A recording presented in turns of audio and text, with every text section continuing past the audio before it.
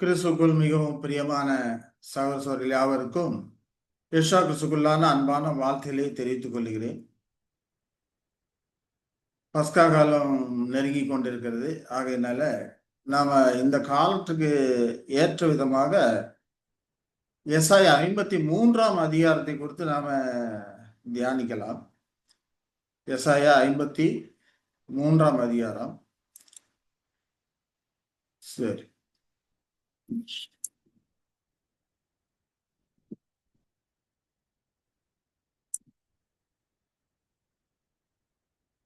நமது பாடத்திற்கான தலைப்புன்னு பார்த்தோம்னா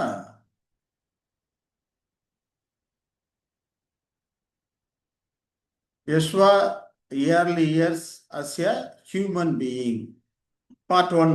இப்போ தொடர்ந்து இதை இனி வரக்கூடிய காலம் தொடர்ந்து பார்ப்போம். இது இன்னைக்கு முடியாது. இதுக்கு நான் தமிழ் தலைப்பு என்ன தான், யெஷுவா ஒரு மனிதனாக அவருடைய ஜீவியத்தின் ஆரம்ப காலம் அப்படிங்கிறத நம்ம பார்க்க போறோம். இது பாகம் 1. இப்போ யெஷுவா கிறிஸ்து ஒரு மனிதனாக எப்போ ஆனாரு அப்படின்னு பார்த்தோம்னா, அவர் தம்மை பிரதிஷ்டைக்கு ஒப்பு கொடுக்கும்போது தான் ஒரு மனிதனாக இருக்கிறார். அப்போ குழந்தையா பிறக்கும்போது மனுஷனா பிறக்கலையா அப்படின்னா, அது பிள்ளை பருவம் இல்லை, சைல்டுஹுட்டா இருக்குது. அப்புறம் பிள்ளை பருவம் இருக்குது, வாலிப பருவம் இருக்குது. அப்புறம் மனிதன் அப்படின்ற நிலைக்கு வரும்போது பார்த்தோம்னா 30 வயசு ஆகும்போது அவர் மனிதன் அப்படிங்கிற முழு வளர்ச்சி அடைந்த ஒரு மனிதனாக, ஆதாமுக்கு சரி நிகரான ஈடுபலியாக கொடுக்கக்கூடிய ஒரு மனிதனாக அவர் 30 வயதிலே இருக்கிறார். அப்போ அந்த காலகட்டத்தில் அவர் தன்னை தேவனுக்கு பிரதிஷ்டை பண்றார். அதிலிருந்து அதுலதான் நமக்கு காரியம். யெஷுவா ஒரு மனிதனாக அவருடைய ஜீவியத்தின் ஆரம்ப காலம் எப்படி இருந்தது அப்படிங்கிறது தான் இந்த காரியங்களை குறித்து ஒரு தலைப்பா இருக்குது. மனிதனாக ஒரு 3.5 வருஷம் இருந்தாரு. அந்த காலகட்டத்தில் அவர் எப்படி இருந்தார், ஜீவிய காலம் எப்படிப்பட்டதா இருந்தது, ஆரம்பத்தோட ஜீவிய காலம் எப்படிப்பட்டதா இருந்தது அப்படிங்கிறது தான் ஒரு காரியம். அதை குறித்து நம்ம படிப்பது பஸ்கா காலத்துக்கு நமக்கு ஏற்ற விதமா இருக்கும் அப்படின்று நான் நம்புகிறேன். இப்போ எசாயா தீர்க்கதரிசியோட புஸ்தகம்னு பார்த்தோம்னா, கடைசி 27 அதிகாரங்கள் முக்கியமான ஒரு பகுதியா இருக்குது. அதுலயும் அந்த 27 அதிகாரங்கள்ல எசாயா 52ஆம் அதிகாரம் 13வது வசனத்திலிருந்து 53ஆம் அதிகாரம் 12வது வசனம் வரைக்கும் உள்ளக்கூடிய அந்த வசனங்கள் இல்லையா? இதுல ஒரு 3 52ஆம் அதிகாரத்துல ஒரு 3 வசனம், 52ல ஒரு 12 வசனம் இருக்குது. இந்த 15 வசனங்கள் பார்த்தோம்னா எசாயா தீர்க்கதரிசியுடைய அந்த புஸ்தகத்துடைய மிக முக்கியமான ஒரு இறுதியமான ஒரு பகுதியாக அது இருக்கக்கூடியதா இருக்கிறது.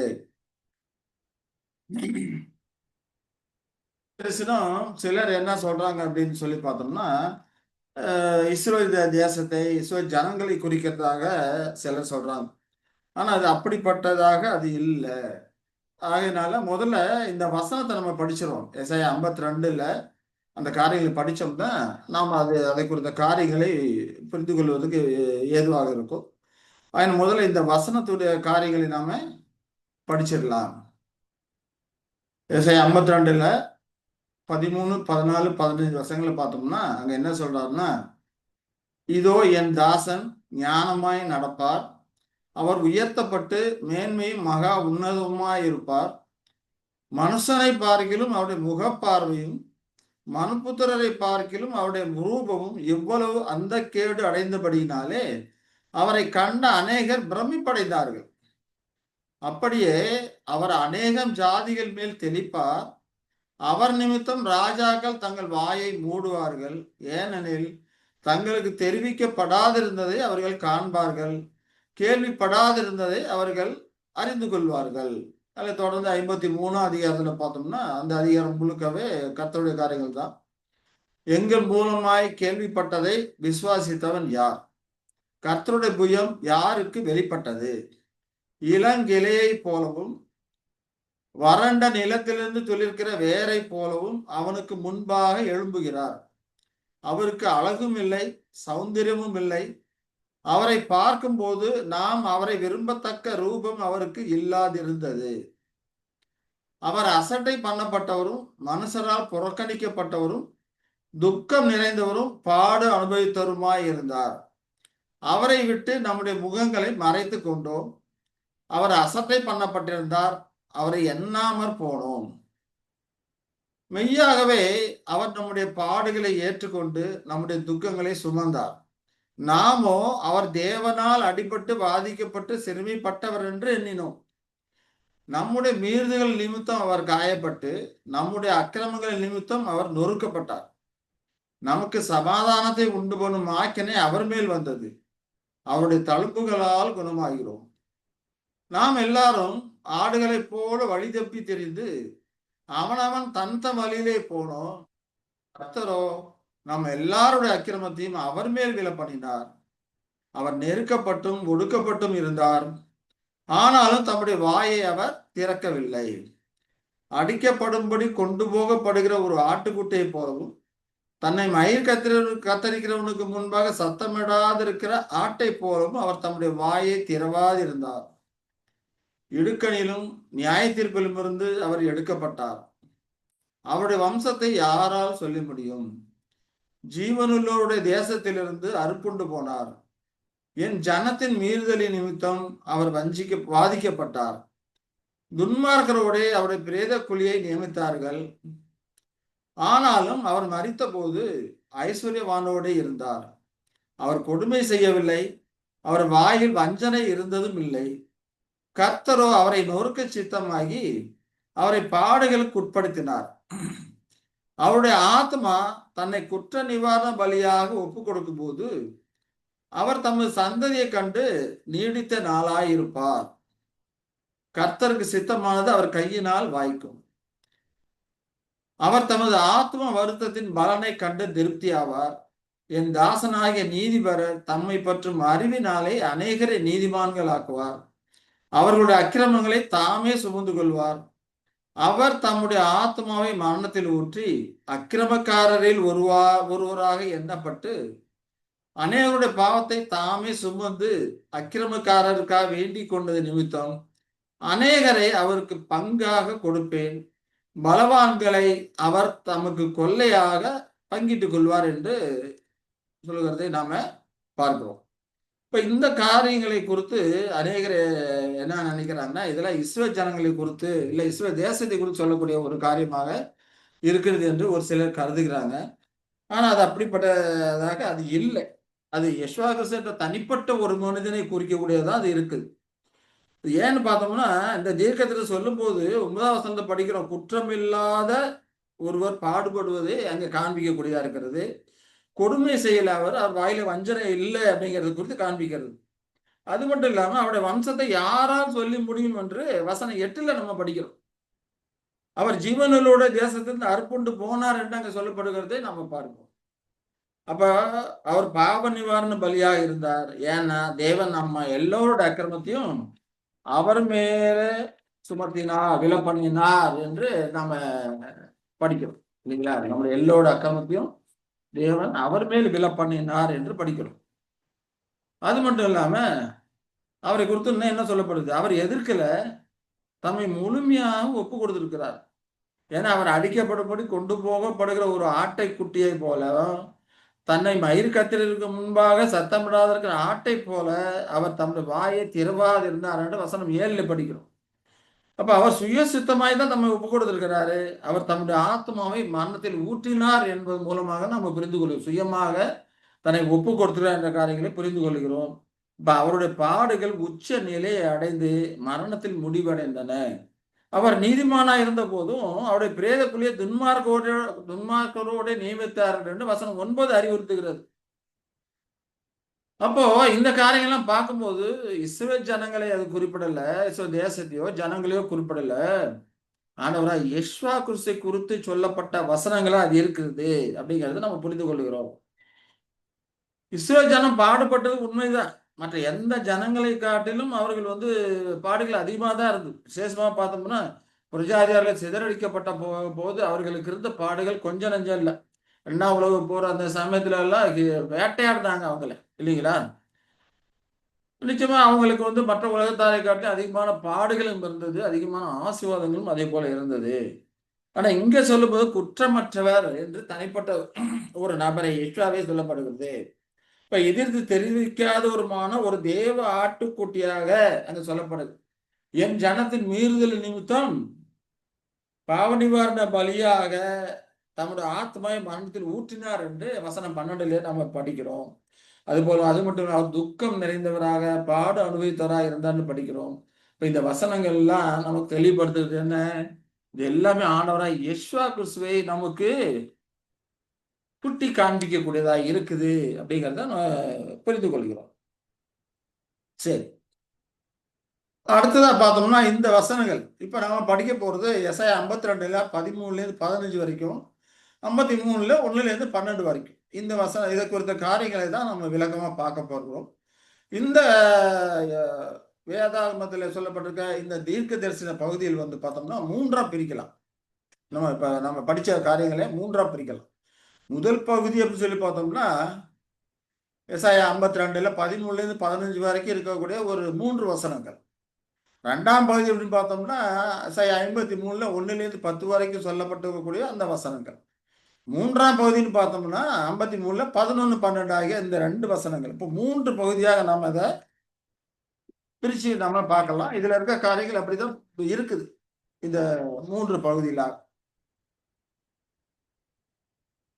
முதலாம் பகுதி பார்த்தோம்னா தேவன் தம்முடைய தாசனை அங்க அறிமுகப்படுத்துகிறார் இல்லையா? முதலாம் பகுதியில நம்ம படிக்கும்போது என்ன படிச்சோம்? முதலாம் பகுதி இதோ என் தாசன் இல்லையா? 52 13 15 வரைக்கும் பார்க்கும்போது இதோ என் தாசன் ஞானமாய் நடப்பார், அவர் உயர்த்தப்பட்டு மகா மேன்மையும் மகா உன்னதமுமாய் இருப்பார். இப்ப மனுஷரை யாரு பார்த்து சொல்ல போதும் சிஸ்டர், ஏற்கனவே படிச்சாச்சு இல்லைங்களா? இப்ப இங்க யாரை குறித்து சொல்றாங்க பார்த்தோம்னா யாவே தேவன் தான் சொல்றாரு. யாவே தேவன் என் தாசன் சொல்றாரு. என் தாசன் நம்ம யார சொல்லுவோம்? தாசன் அப்படிலாம் நமக்கு ரொம்ப பிரியமா நம்ம இருக்கிறதா பிள்ளையெல்லாம் சொல்லுவோம். சொல்லுவோம். அப்ப இங்க யாவே தேவன் சொல்றாரு, என் தாசன் ஞானமாய் நடப்பார், அவர் உயர்த்தப்பட்டு மேன்மையும் மகா உன்னதமாய் இருப்பார் அப்படி சொல்லப்படுது. இப்ப யெஷுவாவுடைய உன்னதமான மேன்மையா உயர்த்தப்படுதலை குறித்து இங்க சொல்றாரு இல்லைங்களா? அப்ப மேசியா இங்க இந்த காரியங்களை சொல்லிட்டு அடுத்த அடுத்த வசனம் என்ன சொல்றாருன்னா, மேசியா முதலாவது 13ஆம் வசனத்துல மேன்மை மகா உன்னதமா இருப்பார் என் தாசன் சொல்லி அறிமுகப்படுத்துகிறார் யாவே தேவன். அடுத்தது 14ஆம் வசனத்துல பார்த்தோம்னா அவர் மனுஷரை பார்க்கலும் முகப்பார்வை மனுபுத்திரை பார்க்கலும் அவருடைய உருவமும் அந்த கேடு அடைந்தபடினாலே சொல்றாரு இல்லையா? முரண்பாடா தெரியுதா? உயர்த்தப்படுவார்னு சொல்லிட்டு இங்க தாழ்த்தப்பட்டிருக்கிற அந்த காரியத்திலே சொல்லுது அப்படின்னு சொல்லி பார்த்தோம்னா இந்த விதமாக மேன்மையா உயர்த்தப்படுவதற்கு அவர் தன்னை தகுதியாக்கும்படிக்கு இப்படிக்கு தாழ்த்தப்பட வேண்டியது அவசியமா இருக்கு. தன்னை தாழ்த்துகிறவன் உயர்த்தப்படுவான் என்று நம்ம படிக்கிறோம் இல்லையா? இப்ப மேசியா புறக்கணிக்கப்படுகிறது அவருடைய பாடுகளை குறித்து, அதன் விளைவாக அவர் உயர்த்தப்படுதலை குறித்து, அநேக ஜாதிகளை அவர் ஆசீர்வதிப்பதை குறித்து தான் இங்க சுருக்கமான ஒரு அறிக்கை கொடுக்கிறார். ஏன்னா 15ஆம் வசனம் பார்க்கும்போது அப்படியே அநேக ஜாதிகள் மேல் தெளிப்பார், அவர் நிமித்தம் ராஜாக்கள் தங்கள் வாயை மூடுவார்கள், ஏனெனில் தங்களுக்கு தெரிவிக்கப்படாதிருந்ததை அவர்கள் காண்பார்கள், கேள்விப்படாதிருந்ததை அவர்கள் அறிந்து கொள்வார்கள். அப்படிங்கிறப்போ இந்த பகுதி 13 14 15 இந்த பகுதி இல்லையா? யெஷுவா கிறிஸ்துவை யாவே தேவன் அறிமுகப்படுத்துகிறாரு. அவர் மகா மீண்டும் உன்னதமா இருப்பார்னு சொல்றாரு. அப்படி உன்னதமா இருக்கிறதுக்கு தகுதிப்படுத்துறதுக்கு இவ்வளவு தூரம் அவர் பாடுபட வேண்டியதா இருக்குது. அவர்கள் பாடுகளின் மூலமாக தான் அவர் ஜாதிகளை உயர்த்துற காரியங்கள்லாம் இருக்குது அப்படிங்கிறத இந்த பகுதி நமக்கு அவருடைய ரட்சிப்பின் திட்டத்தை ரொம்ப ரத்தின சுருக்கமா கொடுக்கும். 3 வசனங்கள்ல அவருடைய பாடுகளையும் உயர்த்தப்படுதலையும் இங்க கொடுக்கிறாரு அப்படிங்கிறத நம்ம பார்க்கிறோம். சரிங்களா? சரி, ரெண்டாம் பகுதி அப்படின்னு சொல்லி பார்த்தோம்னா 1 10 வரைக்கும் இருக்கிறது ரெண்டாம் பகுதி இல்லையா? சரி, ரெண்டாம் பகுதி அப்படின்னு சொல்லி பார்த்தோம்னா இந்த காரியங்கள எங்கள் மூலமாய் கேள்விப்பட்டதை விசுவாசித்தவன் யார், கர்த்தருக்கு புயம் யாருக்கு வெளிப்பட்டது அப்படின்னு சொல்லும்போது இந்த ரெண்டாம் பகுதி இந்த விதமா கேட்கறது யாரு?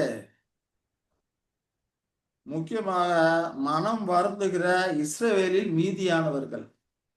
அவர்கள் செய்த குற்றத்தை ஒப்புக்கொள்வதை இந்த 1 முதல் 10 வரைக்கும் உள்ள வசனங்கள் இஸ்ரவேல் ஒரு ஜாதியாக ஒரு இனமாக மனம் மாறுவதையும் அவர்கள் தங்கள் செய்த குற்றத்தை ஒப்புக்கொள்வதையும் குற்றத்தை ஒப்புக்கொண்டு தங்கள் நடத்தை வெளிப்படுத்துவதையும் அதே போல மனம் மாறினதுக்கு அப்புறம் இஸ்ரவேலர்களுக்கு புறஜாதியாளுக்கு மற்ற உலகத்தாருக்கு யெஷுவா கிறிஸ்துவை குறித்து அறிவிப்பதை இங்கே சொல்லக்கூடியதா இருக்குது. அததான் சொல்றாரு எங்கள் மூலமாய் அப்படிங்கிறப்போ இஸ்ரேலர் மனம் திரும்பிய இஸ்ரவேலர்கள் இந்த விதமாக கேட்பாங்க அப்படின்னு சொல்லி பார்க்கணும்.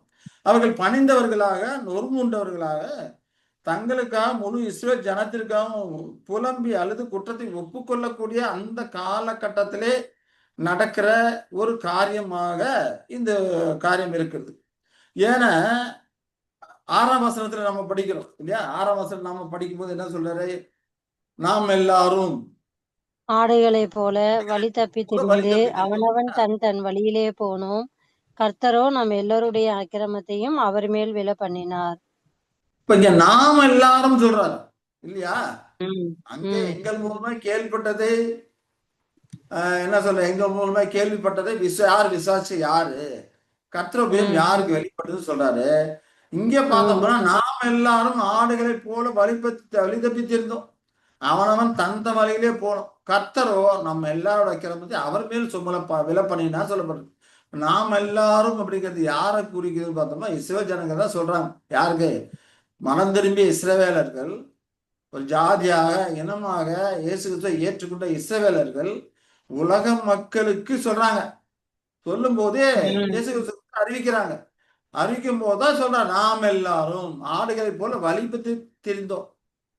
அவனவன் தன் தன் வழியிலே போனோம். ஆனா கர்த்தர் நம்ம எல்லாரோட அக்கிரமத்தை அவர் மேல் விழ பண்ணினாங்க. நாம் சொல்லும் போது இஸ்ரேல் ஜனங்களையும் உலக மக்களையும் குறிக்கக்கூடியதாக இருக்குது. அவர்களுக்கு எடுத்து சொல்றாங்க, தங்களுடைய பாவத்தையும் அங்க அறிக்கையிடுறாங்க. நானும் தான் அப்படி வழி தப்பி போனேன். நாம் எல்லாரும் அப்படிங்கிறப்போ அவர்களையும் சேர்த்து சொன்னாங்க, நானும் தான் வழி தப்பி போனேன், அதே போல நீங்களும் வழி தப்பி போனீங்க இல்லையா? எப்போ வழி தப்பி போனாங்க? இஸ்ரேல் ஜனங்கள் இயேசு கிறிஸ்து முதலாம் வருகையில வந்திருக்கும் போது இல்லையா? இயேசு கிறிஸ்துவை ஏற்றுக்கொள்ளல. அவங்கவுங்க வழியிலே போனாங்க. இயேசு கிறிஸ்து எவ்வளவோ பிரசங்கம் பண்ணாரு, அற்புத அடையாளங்கள் பண்ணாரு. ஏற்றுக்கொண்டது கொஞ்சம் பேர் தான். ஒரு ஜனமாக ஒரு தேசமாக அவர்கள் ஏற்றுக்கொள்ளல. அவங்கவுங்க வழி தப்பி போனாங்க. ஆடுகளை போல வழி தப்பி திரும்பி அவனவன் தன் வழியிலே போகணும்னு சொல்றாரு. உலக மக்கள் எப்போ பண்றாங்க? அதே போல இயேசு கிறிஸ்து உயிர்த்தெழுந்ததுக்கு அப்புறம் உலக ஜனங்கள் எல்லாருக்குமே சாட்சியாக கிறிஸ்துவை அறிவிக்கணும்னு சொல்லி இருக்கிறார் இல்லையா? அப்ப உலக ஜனங்கள் சாட்சியா அறிவிக்கும் போது அங்கேயும் கொஞ்சம் பேர் தான் மனம் மாறி வந்தாங்க, இயேசு கிறிஸ்துவை ஏற்றுக்கொண்டு வந்தாங்க. எல்லாம் மீதி எல்லாம் அவனவன் தன் தன் வழியிலே போனாங்க இல்லையா? ஆடுகளை போல வழி தப்பி தெரிந்தாங்க. கர்த்தர் இப்ப இந்த காரியங்களை தான் அங்க குறிப்பிட்டு சொல்றாங்க. மனம் திரும்பிய இஸ்ரவேலர்கள், இயேசு மனம் திரும்பி ஏற்றுக்கொண்ட இஸ்ரவேலர்கள் நாம் எல்லாருமே, நீங்களும் போனீங்க, நானும் போனோம், ஆடுகளை போல வழி தப்பி தெரிந்தோம். ஆனா கர்த்தர் நம்ம எல்லாரும் அக்கிரமத்தை அவர் மேல விழ பண்ணினார் என்று அங்கே சொல்றாரு அப்படி சொல்றாங்க இல்லைங்களா? அப்ப தங்களோட அப்ப இதன் மூலம் என்ன அறிவிக்கிறாங்க? தங்களுடைய ரட்சிப்பும் உலகத்தாரின் ரட்சிப்பும் மேசியாவின் கையினால் வாய்க்கும் என்று அவர்கள் புரிந்து கொள்றாங்க. அந்த புரிந்து கொண்ட காரியத்தை உலகத்தாருக்கு எடுத்துரைக்கிறாங்க. இப்ப எசாயா 1-10 வரைக்கும் விவரிக்கப்பட்ட இந்த பொதுவான அந்த ஒப்புக்கொள்ளுதல் இல்ல, 1-10 வரைக்கும் உள்ள வசனங்கள் எல்லாம் பொதுவா தங்களை ஒப்புக்கொள்றாங்க. தேவனுக்கு சித்தமானது மேசியாவின் கையினாலே வாய்க்கும் என்று கண்டு உணர்ந்து கொள்றாங்க. இதெல்லாம் எப்போ நடக்கும்? யாக்கோபின் இக்கட்டு காலம் தொடங்கி அதற்கப்புறம் அவங்க மனம் மாறுத அடைக்குற அந்த காலங்கள் வரைக்கும் இதெல்லாம் நடக்கக்கூடியதா இருக்கும் இல்லையா? இஸ்ரவேல் ஜனங்கள் ஒரு ஜனமாக எப்போ மனம் மாறுவாங்க? யாக்கோபுடைய இக்கட்டு காலத்துலதான் இல்லையா? இப்ப அந்த யாக்கோபின் இக்கட்டு காலம் இப்பொழுது உலகத்தின் மேல இருக்க மகா உபத்திரவ காலத்தோட ஒரு கடைசி பகுதியா இருக்குது.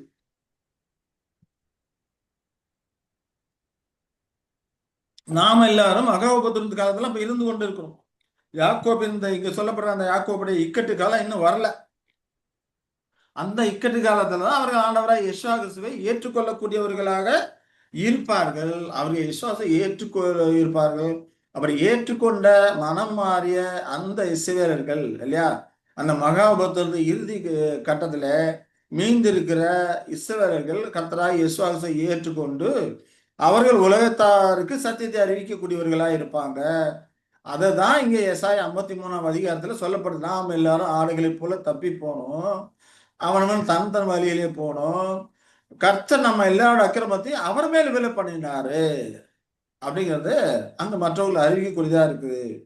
அப்போ அந்த காலகட்டத்தோட அந்த சூழ்நிலைகள், யாக்கோபுடைய இக்கட்டு கால சூழ்நிலைகள்ல அந்த காலகட்டத்தில் அவங்க எப்படி மனம் மாறுவாங்க, யார் அவங்களுக்கு மனம் மாறுற அளவுக்கு போதிப்பாங்க, அந்த காலகட்டத்தை குறித்து நாம கொஞ்சம் அறிந்திருந்தோமானால் இதை புரிந்து கொள்வதற்கு இன்னும் எளிதாக இருக்கும் என்று கருதுகிறேன். ஆகையினால அந்த இக்கட்டு காலத்தை குறித்து நம்ம கொஞ்சம் பார்த்துடலாம். ஆனா அது இந்த வேத பகுதியில இல்லை, இந்த பாடத்துல இல்லை. அது இதெல்லாம் வேற வேற பாடத்துல இருக்கக்கூடிய காரியங்கள். ஆனாலும் அந்த யாக்கோபுடைய இக்கட்டு காலத்தை குறித்து நம்ம சுருக்கமாக வேத வசனங்கள் மூலமாக பார்த்துட்டோம்னா நமக்கு தொடர்ந்து புரிந்து கொள்வதற்கு வசதியா இருக்கும். ஆகையினால அந்த காரியங்களை குறித்து நாம பார்க்கலாம். அந்த காரியங்களை குறித்து நாம பார்த்தோம்னா எசேக்கியேல் 39ல 25 முதல் 28 வரைக்கும் உள்ள வசனங்கள். எசேக்கியேல் 39ல 25ல இருந்து 28 வரைக்கும் உள்ள வசனங்கள் என்ன சொல்லுதுன்னு பார்த்தோம்னா, படிக்கிறீங்களா? ஆதலால் கர்த்தராகிய ஆண்டவர் சொல்லுகிறது என்னவென்றால், அவர்கள் தங்கள் அவமானத்தையும் பயப்படுத்துவார் இல்லாமல், தாங்கள் சுகமாய் தங்கள் தேசத்தில் குடியிருக்கும் போது எனக்கு விரோதமாய் தாங்கள் செய்த எல்லா துரோகத்தையும் சுமந்து தீர்த்த பின்பு, நான் யாக்கோபின் சிறையிருப்பை திருப்பி இஸ்ரவேல் வம்சம் அனைத்துக்கும் இறங்கி என் பரிசுத்த நாமத்துக்காக வைராக்கியமாய் இருப்பேன். நான் 28 அவர்களை வரைக்கும் படிங்க படிங்க. ஜன தலங்களிலிருந்து திரும்பி வர பண்ணி, அவர்களுடைய பகிங்கரின் தேசங்களிலிருந்து அவர்களை கூட்டிக் கொண்டு வந்து திரளான ஜாதிகளுடைய கண்களுக்கு முன்பாக அவர்களுக்குள் நான் பரிசுத்தர் என்று விளங்கும் போது, தங்களை புறஜாதிகளிடத்தில் சிறைப்பட்டு போக பண்ணின நான் தங்களில் ஒருவரையும் அங்கே அப்புறம் வைக்காமல் தங்களை தங்கள் சுய தேசத்திலே திரும்ப கூட்டிக் கொண்டு வந்தேன் என்பதினால் நான் தங்கள் தேவனாகிய கர்த்தர் என்று அறிந்து கொள்வார்கள். அவர்கள் சுகமாய் தங்கள் தேசத்திலே குடியிருக்கும் போது 26 வசனம் படிக்கிறோம் இல்லையா? அவர்கள் சுகமாய் தங்கள் தேசத்தில் குடியிருக்கும் போது எனக்கு விரோதமாய் தாங்கள் செய்த எல்லா துரோகத்தையும் சுமந்து தீர்த்த பின்பு நான் யாக்கோபின் சிறையிருப்பை திருப்பினேன் அப்படின்னு சொல்றாரு. திருப்புவேன் அப்படிங்கிறாரு இல்லைங்களா? அப்ப ஏற்கனவே நாம் இந்த காரியங்களை குறித்து படிச்சுக்கோம். அவர்கள் தங்கள் பாவத்தை நிமித்தம் ஒரு தேசமா இல்லாதபடிக்கு சிதைக்கிய காலத்துல ஆமா சிதறடிக்கப்பட்டு போயிட்டாங்க. அதுக்கப்புறம் எரேமியா காலத்துல கொஞ்சம் பேர் வந்தாங்க. அந்த காலகட்டத்துல யெசுவாசு முதலாம் வருகை இருக்குது அப்படின்னு சொல்லி பார்ப்போம். யெசுவாசு மனுஷனாக வந்திருக்கிற அந்த காலகட்டத்தில கூட அவர்கள் யார்கிட்ட அடிமையா இருந்தாங்க? ரோமர்கள் கீழே அடிமையா தான் இருந்து கொண்டிருந்தாங்க. அதுக்கப்புறம் பார்த்தோம்னா யெசுவாசை ஏற்றுக்கொள்ளாதபடிக்கு இவனுடைய ரத்தம் அவரை சிலுவையில் அறைந்தார்கள், இவனுடைய ரத்தப்பிள்ளை எங்கள் மேலே எங்கள் பிள்ளைகள் மேலே இருக்கட்டும் சொல்லி ஏத்துக்கிறாங்க. இப்ப அவர்கள் தேசம் அவர்களுக்கு விரோதமாக பாலாக்கி விடப்பட்டு தீத்துரா அந்த காலத்துல என்னாச்சு, அவங்களுக்கு மறுபடியும் சிதறடிக்கப்பட்டு அந்த எருசலேம் எல்லாம் அழிக்கப்பட்டு போயிடுச்சு அப்படின்னு சொல்லி நாம வரலாற்று எல்லாம் பார்க்கணும். கிபி 69 70 வாக்குல சிதறடிக்கப்பட்டு போயிட்டாங்க. அப்படி சிதறடிக்கப்பட்ட போன அந்த இஸ்ரவேலர் கிட்டத்தட்ட 19 நூற்றாண்டுகளுக்கு பிறகு இப்போ இந்த காலகட்டத்துல தான் திரும்பி அவங்க சிறையிருப்புல திருப்பி கொண்டு வந்து சேர்த்திருக்கிறாரு அவன் தேசத்துல அப்படின்னு சொல்லி பார்க்கணும். அதை தான் இங்க சொல்றாரு. தாங்கள் செய்த எல்லா துரோகத்தையும் சுமந்து தீர்ந்த பின்பு அதை ரெட்டிப்பாய் அவர்களுக்கு கொடுக்கிறார். அந்த தண்டனையை எவ்வளவு காலம் தேவனத்துல கிருபையை அனுபவித்தார்களோ அதற்கு ஏற்றதுமான ரெட்டிப்பாய அந்த ஒரு தண்டனையை கொடுக்கிறாரு அப்படின்னு சொல்லி பார்க்கிறோம். அந்த ரெட்டிப்பான தண்டனை கொடுத்த காலம் எப்போ முடியுது? 1914 முடியுது அப்படிங்கிற காரியங்கள்லாம் நம்ம ஏற்கனவே பார்த்துருக்குறோம். அதனால அந்த டீட்டெயில்ஸுக்குள்ள இப்ப நம்ம போகல. இப்ப நம்ம பாக்குறது என்னன்னா, அந்த துரோகத்தெல்லாம் சுமந்து தீர்த்த பின்பு யாக்கோபு சிறை பிறப்பா திருப்புறேன் அப்படிங்கிறாரு இல்லையா? என் நாமத்துக்காக வைராக்கியமா இருப்பேன் அப்படின்னு சொல்லி சொல்றாரு.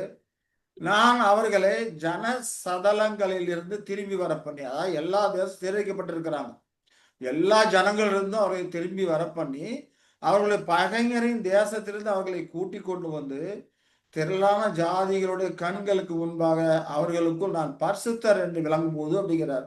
இப்ப எல்லாத்தையும் கூட்டிக் கொண்டு ஒரு தேசமா ஆக்கியிருக்கிறார். இப்ப நம் காலத்திலே அவர்கள் ஒரு தேசமாக, ஒரு இனமாக, ஒரு ராஜ்யமாக அங்க இருந்து கொண்டு இருக்கிறாங்க. இந்த மாதிரி சிதறடிக்கப்பட்ட ஒளிந்து போன ஜனங்கள் மறுபடியும் அவர்கள் தேசத்திலே கூட்டி சேர்க்கப்பட்டார்கள் அப்படிங்கிற காரியம் வரலாற்றிலே எந்த தேசத்துக்கும் எந்த ஜனத்துக்கும் இல்லாத ஒரு காரியம். இதெல்லாம் என்னது பிரஜாதியார் கேள்விப்படும் போது அறியும் போது அவர்களுக்கும் நான் பரிசுத்தர் என்று விளங்கும் அப்படின்னு சொல்லி அங்க சொல்றதை நம்ம தீர்க்கதரிசி அங்க சொல்றாரு. அது மட்டும் இல்லாம இவர்கள் அதை எப்படி எப்போ அறிந்து கொள்வாங்க அப்படிங்கிற காரியத்தை 28ஆம் வசனம் சொல்றாரு. இப்ப கூட்டி சேர்த்திருக்கிறாரு. அப்ப தேவனை எல்லா ஜனங்களும் இப்போ கூட்டி சேர்க்கப்பட்ட இஸ்ரவேலர்கள் எல்லா தேவனை அறிந்திருக்கிறாங்களா? தேவனுடைய தம்முடைய பலத்த கையினால் நம்மளை கொண்டு அறிந்திருக்கிறாங்களா, உணர்ந்திருக்கிறாங்களான்னு பார்த்தோம்னா அநேகர், ஒரு சிலர் உணர்ந்திருக்கிறாங்க, அநேகரும் உணராம இருக்கிறாங்க. தேவன் தான் இதெல்லாம் செய்தாருங்க, உணராம இருக்கிறாங்க. ஆனாலும் பழைய அந்த உடன்படிக்கையில அந்த வாக்கு தத்தங்களிலே நம்பிக்கை வைத்த யூதர்களும் இருக்கிறாங்க, நம்பிக்கை இல்லாத யூதர்களும் இருக்கிறாங்க. இன்னும் அவர்கள் ஒரு தேசமாக கர்த்தரை ஏற்றுக்கொள்ளல. எப்ப ஏற்றுக்கொள்வாங்க, எப்ப உணர்ந்து கொள்வாங்க அப்படிங்கிறத 28ஆம் வசனம் சொல்றாரு. என்ன சொல்றாரு? தங்களை புறஜாதிகளிடத்தில் சிறைப்பட்டு போக பண்ணினா தங்களில் ஒருவரையும் அங்கே அப்புறம் வைக்காமல், யாரும் எந்த ஒருவரையும் மீதியா வைக்காம தங்களை தங்கள் சுய தேசத்தில் திரும்ப கூட்டிக் கொண்டு வந்தேன் என்பதனால் நான் தங்கள் தேவனாய கர்த்தர் என்று அறிந்து கொள்வார்கள். ஒருத்தரையும் மீதியா வைக்காம எல்லாத்தையும் கூட்டிக் கொண்டு வருவேன். அப்படி எல்லாத்தையும் கூட்டிக் கொண்டு வந்துட்டார் அப்படிங்கிறத அறிந்ததுனால நாம் இதெல்லாம் செய்தது அவர் தேவனாய கர்த்தர் என்று அறிந்து கொள்வார்கள் அப்படிங்கிறார். இப்ப கூட்டி சேர்த்திருக்கிறாரு. ஆனா எல்லா இஸ்ரவேலர்களையும் கூட்டி சேர்த்தாச்சான்னு பார்த்தா அது இல்லை. இப்ப ஒரு யூடியூப்ல ஒரு காரியங்கள் பார்த்தேன். இஸ்ரேல் தேசத்துல இப்ப 75 லட்சம் யூதர்கள் இருக்கிறாங்க. இன்னொரு 1 கோடி பேரு வேற மற்ற தேசங்கள்ல இருக்கிறாங்க. அமெரிக்காவில் மட்டுமே 50 லட்சம் பேர் இருக்கிறாங்க. யூதர்கள் அமெரிக்காவில் மட்டுமே 50 லட்சம் பேர் இருக்கிறாங்க. இன்னும் மீதி இன்னும் இருக்கக்கூடிய 150 லட்சம் பேர் மற்ற எல்லா தேசங்களும் சிதறி இருக்கிறாங்க. நீங்க தீர்க்கதரிசி என்ன சொல்றாரு? ஒருவரையும் அப்புறம் வைக்காமல் தங்களை சுய தேசம் திரும்பி கொண்டு வந்தேன் என்பதனால், அப்படி எல்லாத்தையும் கொண்டு வந்தேன் அப்படிங்கறத எல்லாரும் வந்துட்டாங்க அப்படிங்கறத அறிந்ததுனால தங்கள் தேவனாய கர்த்தர் என்று அறிந்து கொள்வார்கள் சொல்லி படிக்கிறோம்.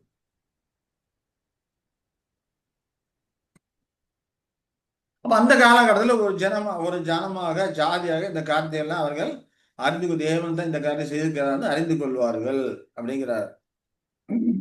இப்ப எரேமியா 30ல 10வது வசனம் நம்ம பார்த்தோம்னா அங்க என்ன சொல்றாரு?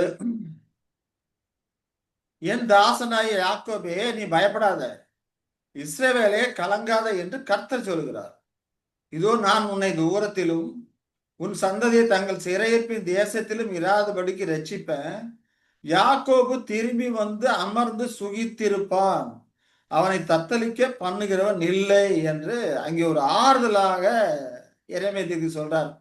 திரும்ப வருவான், எல்லாத்தையும் தங்கள் சிறையிருப்பின் தேசத்தில் இராதபடிக்கு ரட்சிப்பேன், திரும்பி வந்து அமர்ந்து சுகித்திருப்பான், அவங்களை யாரும் தத்தளிக்க பண்ணுகிறவன் இல்லைன்னு சொல்றதை பார்க்கிறோம். இப்போ அதான் திரும்பி வந்திருக்கிறாங்க, சுகித்து இருக்கிறாங்க. மற்ற தேசத்தாரை காட்டில் நல்ல முன்னேற்றத்துல போய் கொண்டிருக்கிறார். இருக்கிறதே 75 லட்சம் யூதர்கள் தான். நம்ம தமிழ்நாட்டிலே 6 கோடி மக்களுக்கு மேல இருக்கிறோம். ஆனா அவங்க அதுல வெறும் 75 லட்சம் பேர் தான் இஸ்ரேல்ல இருக்கிறாங்க. ஆனா உலகத்துல நம்பர் 1 ஆட்களாக அவங்க இருந்து கொண்டிருக்கிறாங்க. அறிவிலும் சரி மற்ற எல்லா காரியங்களும் சொல்லி செழிப்படைந்து கொண்டே இருக்கிறாங்க, சுகித்து இருக்கிறார்கள் அப்படின்னு சொல்லி நம்ம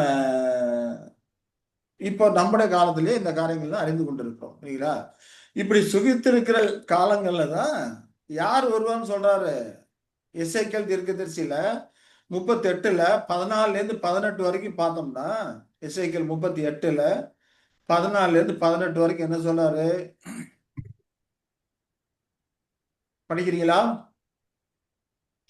மனுபுத்திரனே நீ தீர்க்க தரிசனம் உரைத்து தோகையை நோக்கி சொல்ல வேண்டியது என்னவென்றால், கர்த்தராகிய ஆண்டவர் உரைக்கிறார், என் ஜனமாகிய இஸ்ரவேல் சுகமாய் குடியிருக்கிற அக்காலத்திலே நீ அதை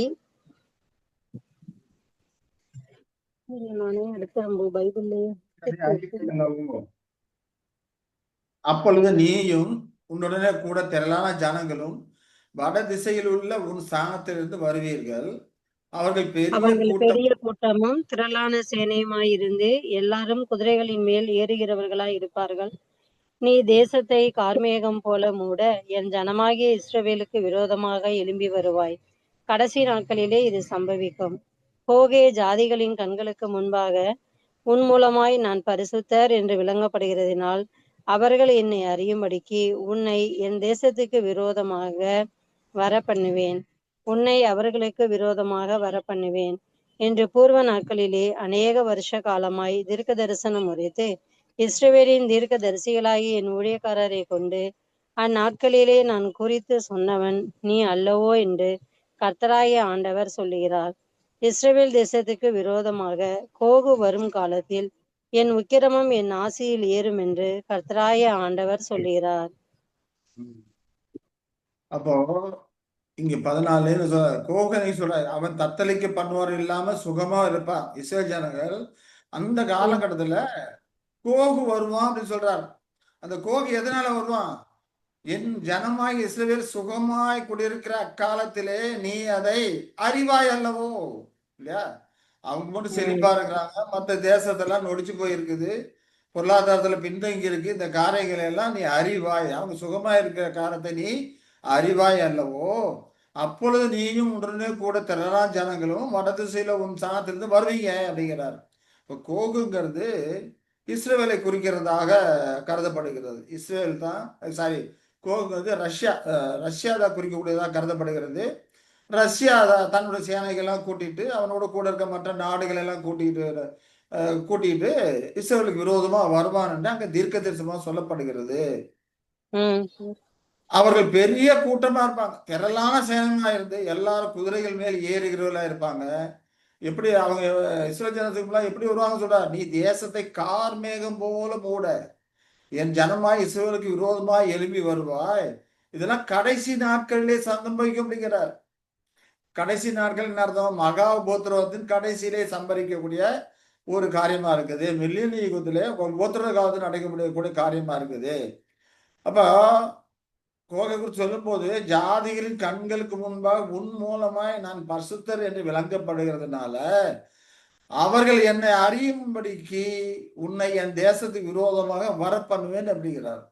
அப்ப இந்த காலகட்டத்துல உலக ஜனங்கள் எல்லாமே இஸ்ரவேல் ஜனங்களும் கூட எல்லாருமே அவர் பரிசுத்தர், ஆண்டவரை பரிசுத்தர், அவர்கள் தான் இவர்களாக யுத்தம் பண்றா அப்படிங்கிறாங்கலாம் அறிந்து கொள்வாங்க. அப்ப அதிசயத்தக்க விதமாக இஸ்ரவேலரை அவர் பாதுகாக்கிறார்.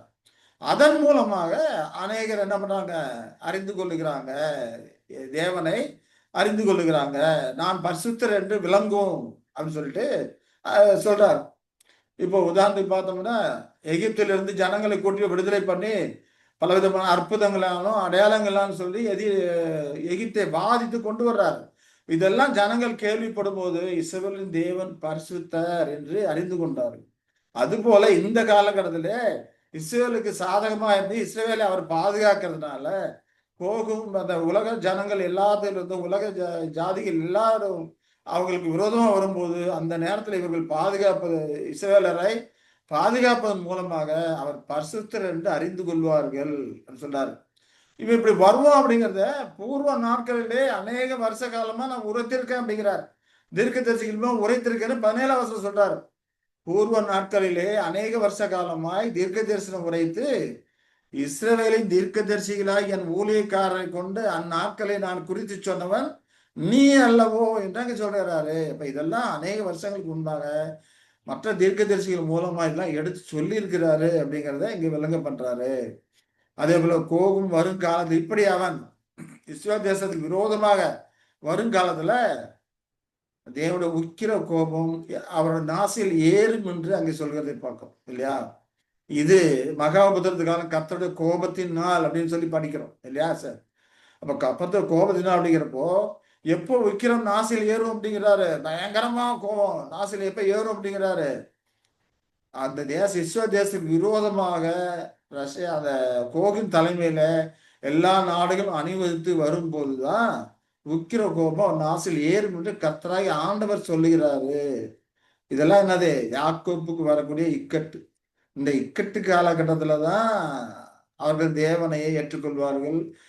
தேவனை ஏற்கனவே ஏற்றுக்கொண்டிருக்கிறாங்க. யெஷுவாவை ஏற்றுக்கொண்டு கொள்வார்கள்.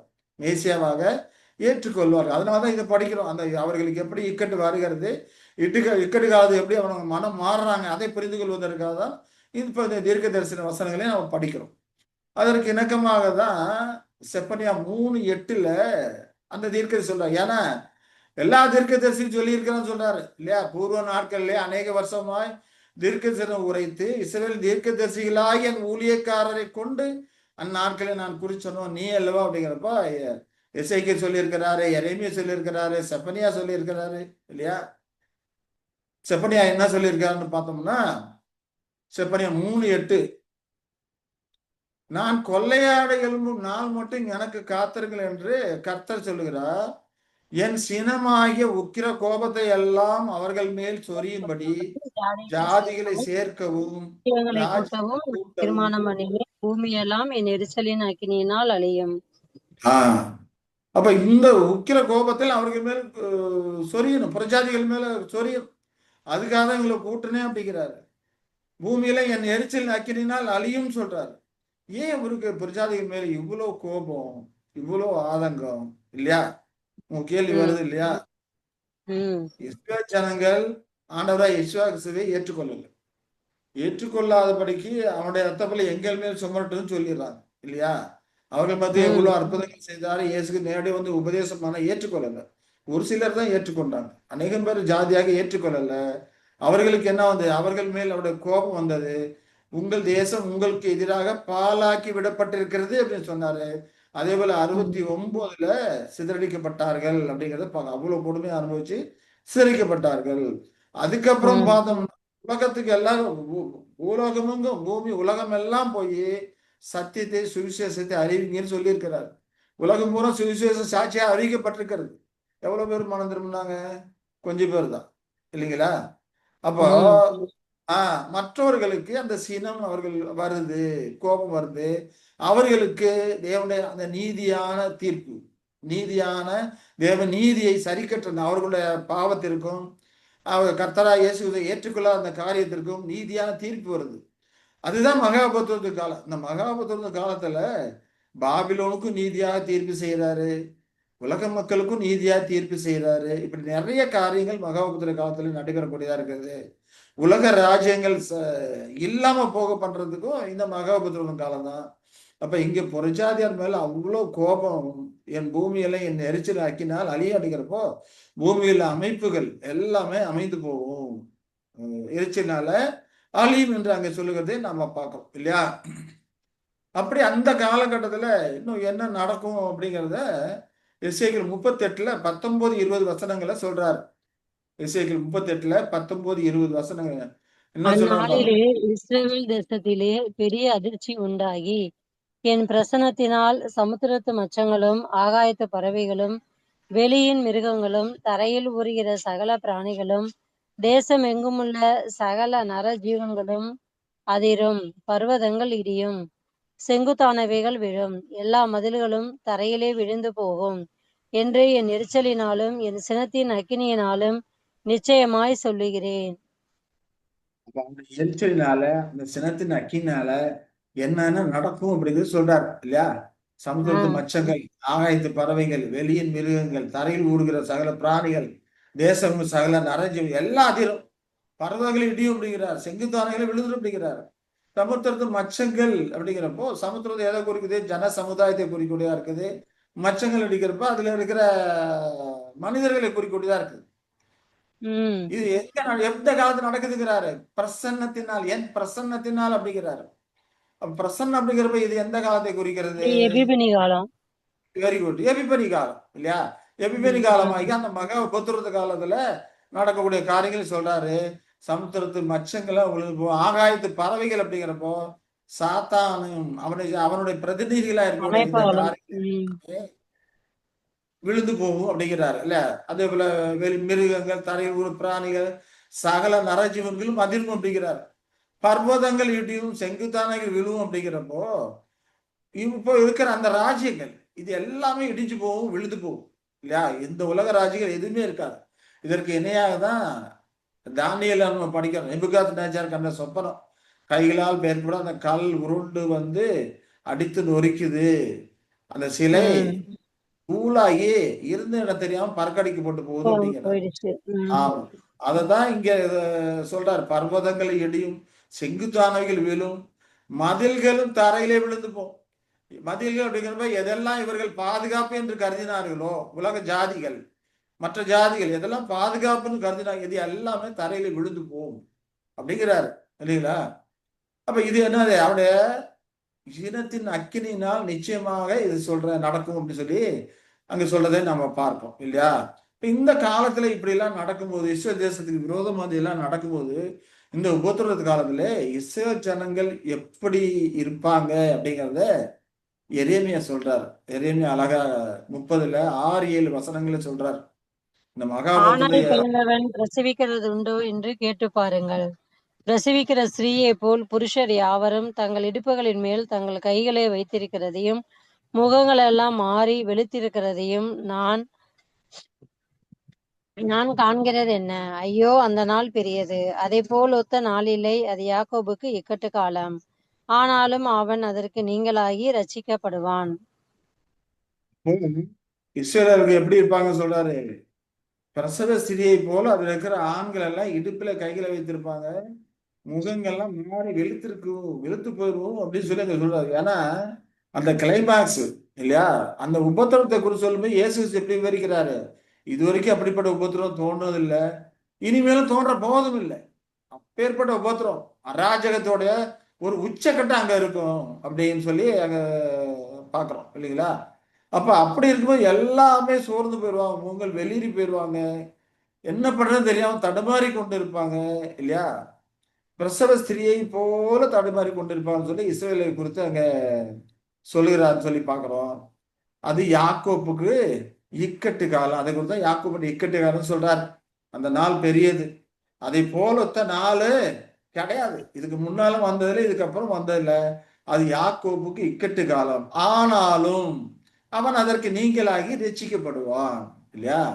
அந்த இக்கட்டு காலத்துல தேவன் இவர்களோடு கூட இருந்து மீட்டு ரட்சிக்கும் போது அப்ப உலக ஜனங்கள் எல்லாம் அவர் பரிசுத்தர் என்று அறிந்து கொள்வார்கள். இந்த இக்கட்டு காலத்துல இவன் ரட்சிக்கப்படுவான்.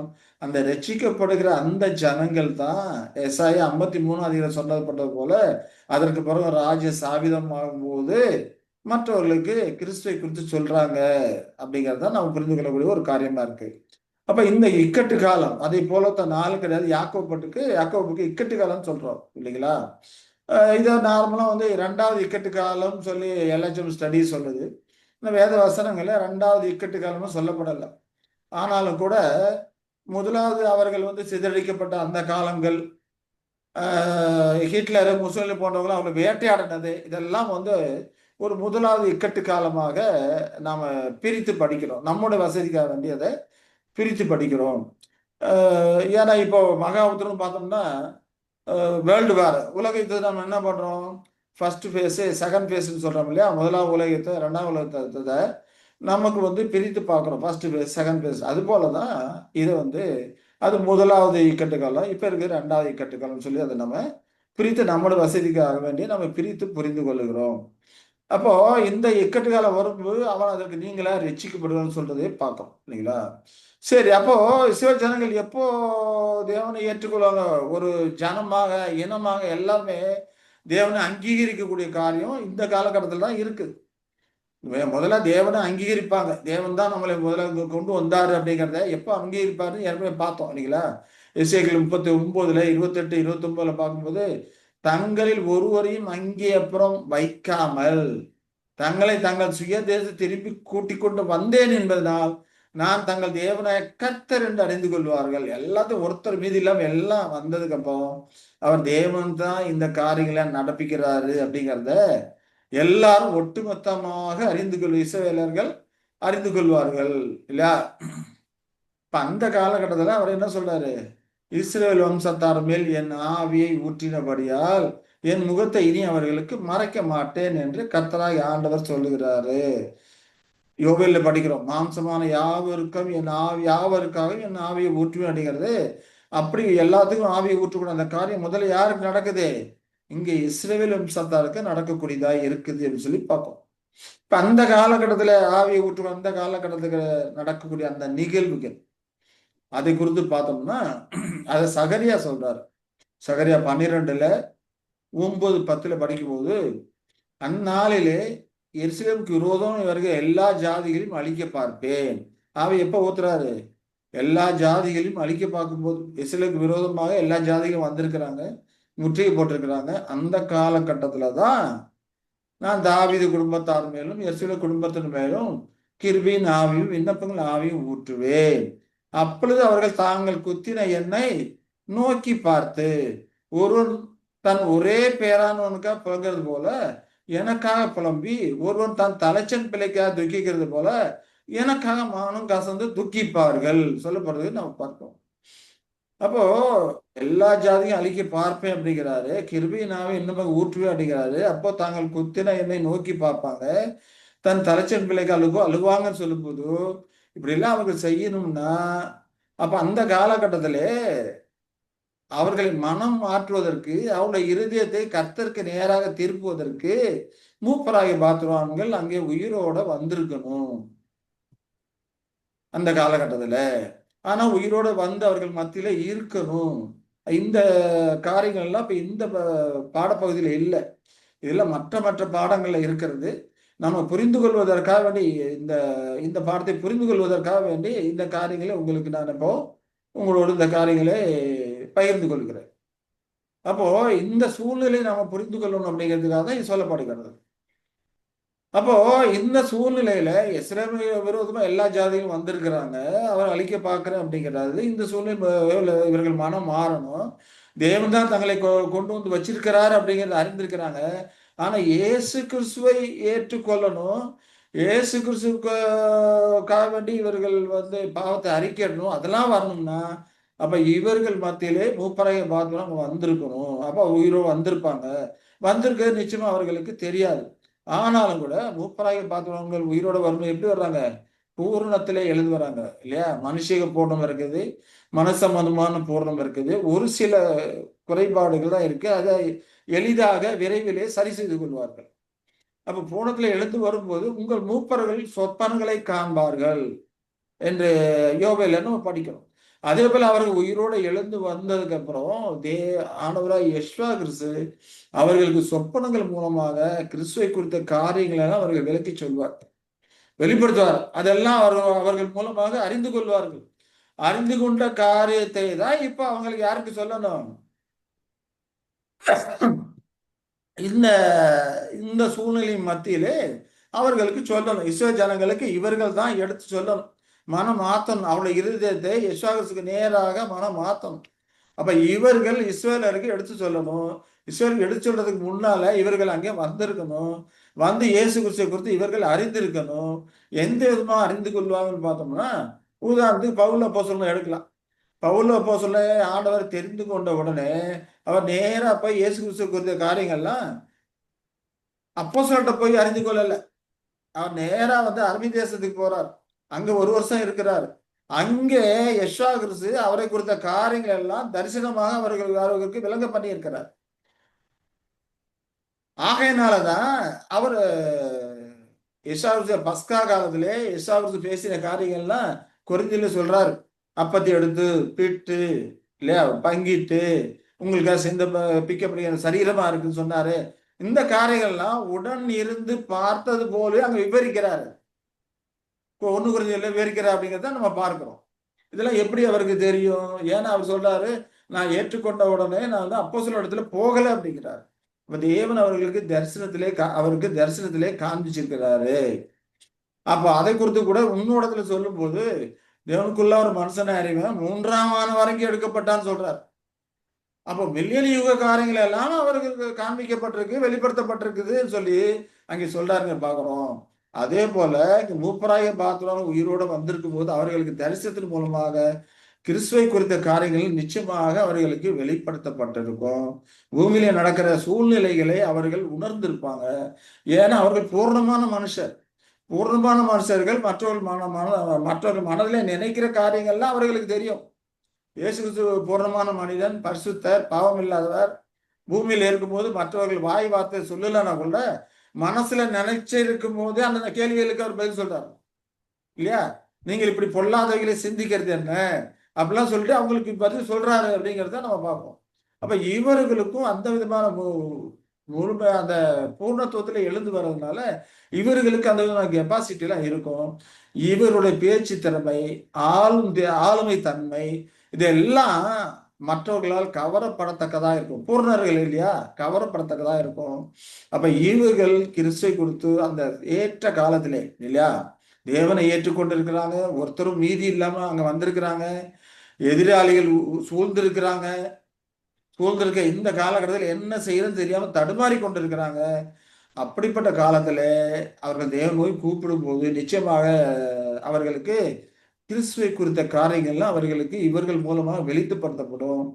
அப்போதான் இவர்களுடைய இருதயம் நொறுக்கப்படுது. கிறிஸ்துவை குறித்த காரியங்கள் எல்லாம் இவர்கள் அறியும் போது இவர்களுடைய இருதயம் நொறுக்கப்படுது. நொறுக்கப்பட்டு அப்ப இருதயம் நொறுக்கப்பட்டு தேவன் நோக்கி மன்றாடும் போது, தேவனுக்கிட்ட தங்களை ஒப்பு கொடுக்கும் போது, அப்ப தேவன் இவர்களுக்கு கிருபையின் ஆவியும் விண்ணப்பங்களின் ஆவியும் ஊற்றுவேன் அப்படிங்கிறார். அப்ப ஆவி ஊற்றப்படுது. அப்படியே அப்பதான் இயேசு கிறிஸ்துவை ஏற்றுக்கொண்டு அவர்கள் இருதயம் நொறுக்கப்பட்டு நம்முடைய மூதாதையர்கள் இவ்வளவு கொடூரமா இயேசு கிறிஸ்துவை கொலை செய்திருக்கிறார்களே அப்படின்னு அறியும் போது அவங்களுடைய இருதயம் நொறுக்கப்படக்கூடியதா இருக்குது. அப்ப ஆண்டவரை விசுவாசி ஏற்றுக்கொள்ளக்கூடியவர்களா இருக்கிறாங்க. அப்போ கிருபையின் ஆவி விண்ணப்பங்கள் ஆவி அங்க ஊற்றாரு. அப்பதான் குத்தினவர்களை நோக்கி பார்க்கிறார்கள். அவர்கள் தாங்கள் குத்தின என்னை நோக்கி பார்த்து, இவர்கள் குத்துல, இவர்கள் மூதாதையர்கள் இல்லையா, இவர்கள் பிதாக்கள், அவர்களை இயேசு சிலுவையில் அறைந்தாங்க. வாயின் வார்த்தைகளால செயல்களால குத்தினவர்களா இருக்கிறாங்க. அப்ப அவர்கள் செய்தது தனக்கு செய்ததாக இவர்கள் எடுத்துக்கொண்டு தாங்கள் குத்தின அவர்களை தாங்கள் குத்தினவரை நோக்கி பார்த்து, ஒருவன் தன் ஒரே பேரானவனுக்கா புலங்கிறது போல எனக்கா புலம்பி, ஒருவன் தன் தலைச்சன் பிள்ளைக்கா துக்கிறது போல எனக்கா மனங்கசு துக்கிப்பார்கள் என்று சொல்வதை பார்க்கிறோம் இல்லையா? இந்த துக்கம் அப்பதான் அவர்கள் இயேசுவை ஏற்றுக்கொள்ளும் போது இந்த துக்கம் அவர்களுக்கு வரக்கூடியதா இருக்குது. நான் ஒரு தகப்பன் இல்ல ஒரு தாய் தன்னோட தலைச்சன் பிள்ளைக்கு இயேசு கிறிஸ்துவை போல ஒரு பாடுகளும் கொடூரம் அடைந்தா எப்படி இருக்கும் அப்படிங்கறத போல அவர்கள் கதறுவாங்க. அததான் இங்க தீர்க்க தரிசனம் சொல்லுது. எனக்காக புலம்பி ஒருவன் தான் தலைச்சன் பிள்ளைக்காக துக்கிக்கிறது போல எனக்காக மனம் கலந்து சிந்து துக்கிப்பார்கள். எப்போ யாக்கூப் வரக்கூடிய அந்த இக்கட்டு காலத்துல இல்லையா? அப்பதான் என்ன சொல்றாரு, அவர்களுக்கு ஆதரவாக எரேமியா தீர்க்கதரிசி 30:11 படிக்கணும் அந்த வசனங்கள். உன்னை ரட்சிப்பதற்காக நான் உன்னோட இருக்கிறேன் என்று கர்த்தர் சொல்லுகிறார். உன்னை சிதறடித்த எல்லா ஜாதிகளும் நான் நிர்மூலமாக்குவேன். உன்னையோ நான் நிர்மூலமாக்காமலும் முற்றிலும் தண்டியாமல் விடாமலும் மட்டாய் தண்டிப்பேன். அப்போ அந்த யுத்தத்துல இவர்களுக்கு சில நஷ்டங்கள் வரும் இல்லையா, சில சிக்ஷைகள் வரும். இவர்களுக்கு வரக்கூடிய தண்டனை மட்டாய் இருக்கும். அதே போல இவர்களுக்கு தண்டிக்காம விட மாட்டேன் அப்படிங்கிறாரு.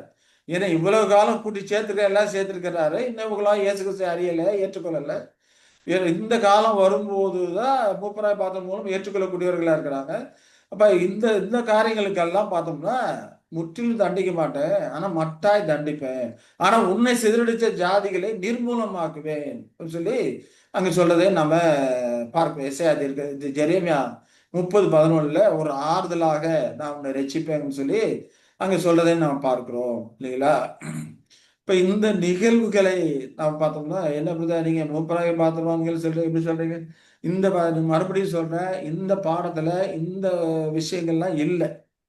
இது வேறு வேறு சப்ஜெக்ட்ல படித்த காரியங்கள் சரிங்களா? இப்ப இந்த சூழ்நிலை புரிந்து கொள்ள வேண்டும் என்பதற்காக இந்த விஷயங்களை உங்களோடு நான் பகிர்ந்து கொள்கிறேன். இந்த விஷயங்களை அறிந்து கொள்வதற்கு இதற்கு மாதிரி நமக்கு ஒண்ணு இருக்குது. அதுவும் வேதாந்தத்துல இருக்குது மாதிரியாக. அது என்னன்னு பார்த்தோம்னா, இஸ்ரேல் ஜனங்கள் பெலிஸ்தியர்ல சிறைப்பட்டு போயிருக்கிறாங்க. தேவனுடைய பெட்டி பிடிக்கப்பட்டு போயிடுச்சு. தேவனுடைய பெட்டி பிடிக்கப்பட்டு கிரியாத் யாரின் இடத்துல இருக்குது. 20 வருஷம் அங்கே இருக்குது. வேத வசனங்கள் சொல்லு. 1 சாமுவேல் 7ஆம் அதிகாரம் சொல்லப்படும் 20 வசனம் அங்க இருக்குது. இஸ்ரவேலர் கர்த்தருக்காக புலம்பிக் கொண்டிருந்தார்கள் சொல்லப்பட்டது. அந்த காலகட்டத்துல சாமுவேல் அவர்கள் மத்தியிலே போக்குவரத்துமா இருக்கிறார். 1 சாமுவேல் 7ல 3ல இருந்து 10 வரைக்கும் உள்ள வசனங்கள் பார்த்தோம்னா சாமுவேல் மத்தியில போக்குவரத்துமா இருக்கிறாரு. அப்பொழுது சாமுவேல் இஸ்ரவேல் குடும்பத்தார் யாவரை நோக்கி, நீங்கள் உங்கள் முழு உங்கள் முழு இதயத்தோடும் இதயத்தோடும் கர்த்தரிடத்தில் திரும்புகிறவர்களானால் அந்நிய தேவர்களையும் அஸ்தரோத்தையும் உங்கள் நடுவிலிருந்து விலக்கி உங்கள் இருதயத்தை கர்த்தருக்கு நேராக்கி அவர் ஒருவருக்கே ஆராதனை செய்யுங்கள். அப்பொழுது அவர் உங்களை பெலிஸ்தருடைய கைக்கு நீங்களாக்கி விடுவார் போதும். என்றான். அப்பொழுது இஸ்ரவேல் புத்திரர் பாகால்களையும் இதை பார்த்துக்கலாம். அஸ்தரோத்தையும் ஒரு நிமிஷம் இது பார்த்துடலாம். ஆஹ் இப்போ இந்த சூழ்நிலை எப்படி இருக்குது? எதிராளி இடத்துல பெலிஸ்தர் தேசத்துல இருக்கிறாங்க. கர்த்தருடைய பெட்டியும் இல்லை, பிடிபட்டு போயிடுச்சு. இப்ப அவர்கள் கர்த்தரை நோக்கி புலம்பிக் கொண்டு இருக்கிறாங்க. அவர்கள் மத்தியில யார் இருக்கா? மூப்பராய பாத்துருவான் சாமுவேல் இருக்கிறாரு. நீங்க உங்கள் முழு இதயத்தோடு கர்த்தரத்தை திரும்புவீர்களானா உங்கள்ட்ட இருக்கிற அந்நிய தேவர்கள் பாவத்தை எல்லாம் விளக்குங்க அப்படிங்கிறாரு. அந்நிய தேவெல்லாம் விளக்குன்னு அர்த்தம் உங்கள்ட்ட இருக்கிற பாவங்கள்லாம் விளக்குங்க. உங்கள் நடுவில் அதெல்லாம் விளக்குங்க. உங்களோட இருதயத்தை கர்த்தருக்கு நேராக்குங்க இல்லையா? உங்களுடைய கர்த்தருக்கு நேராக்கும் போது அவர் ஒருவருக்கே ஆராதனை செய்யுங்க. அப்பொழுது பெலிஸ்தர் கைக்கு உங்களை நீளாக்கி விடுவிப்பார்னு சொல்றாரு. இதே விதமாக தான் மூப்பராய பாத்துவான்கள் யாக்கோபடி இக்கட்டு காலத்துல என்ன பண்ணுவாங்க?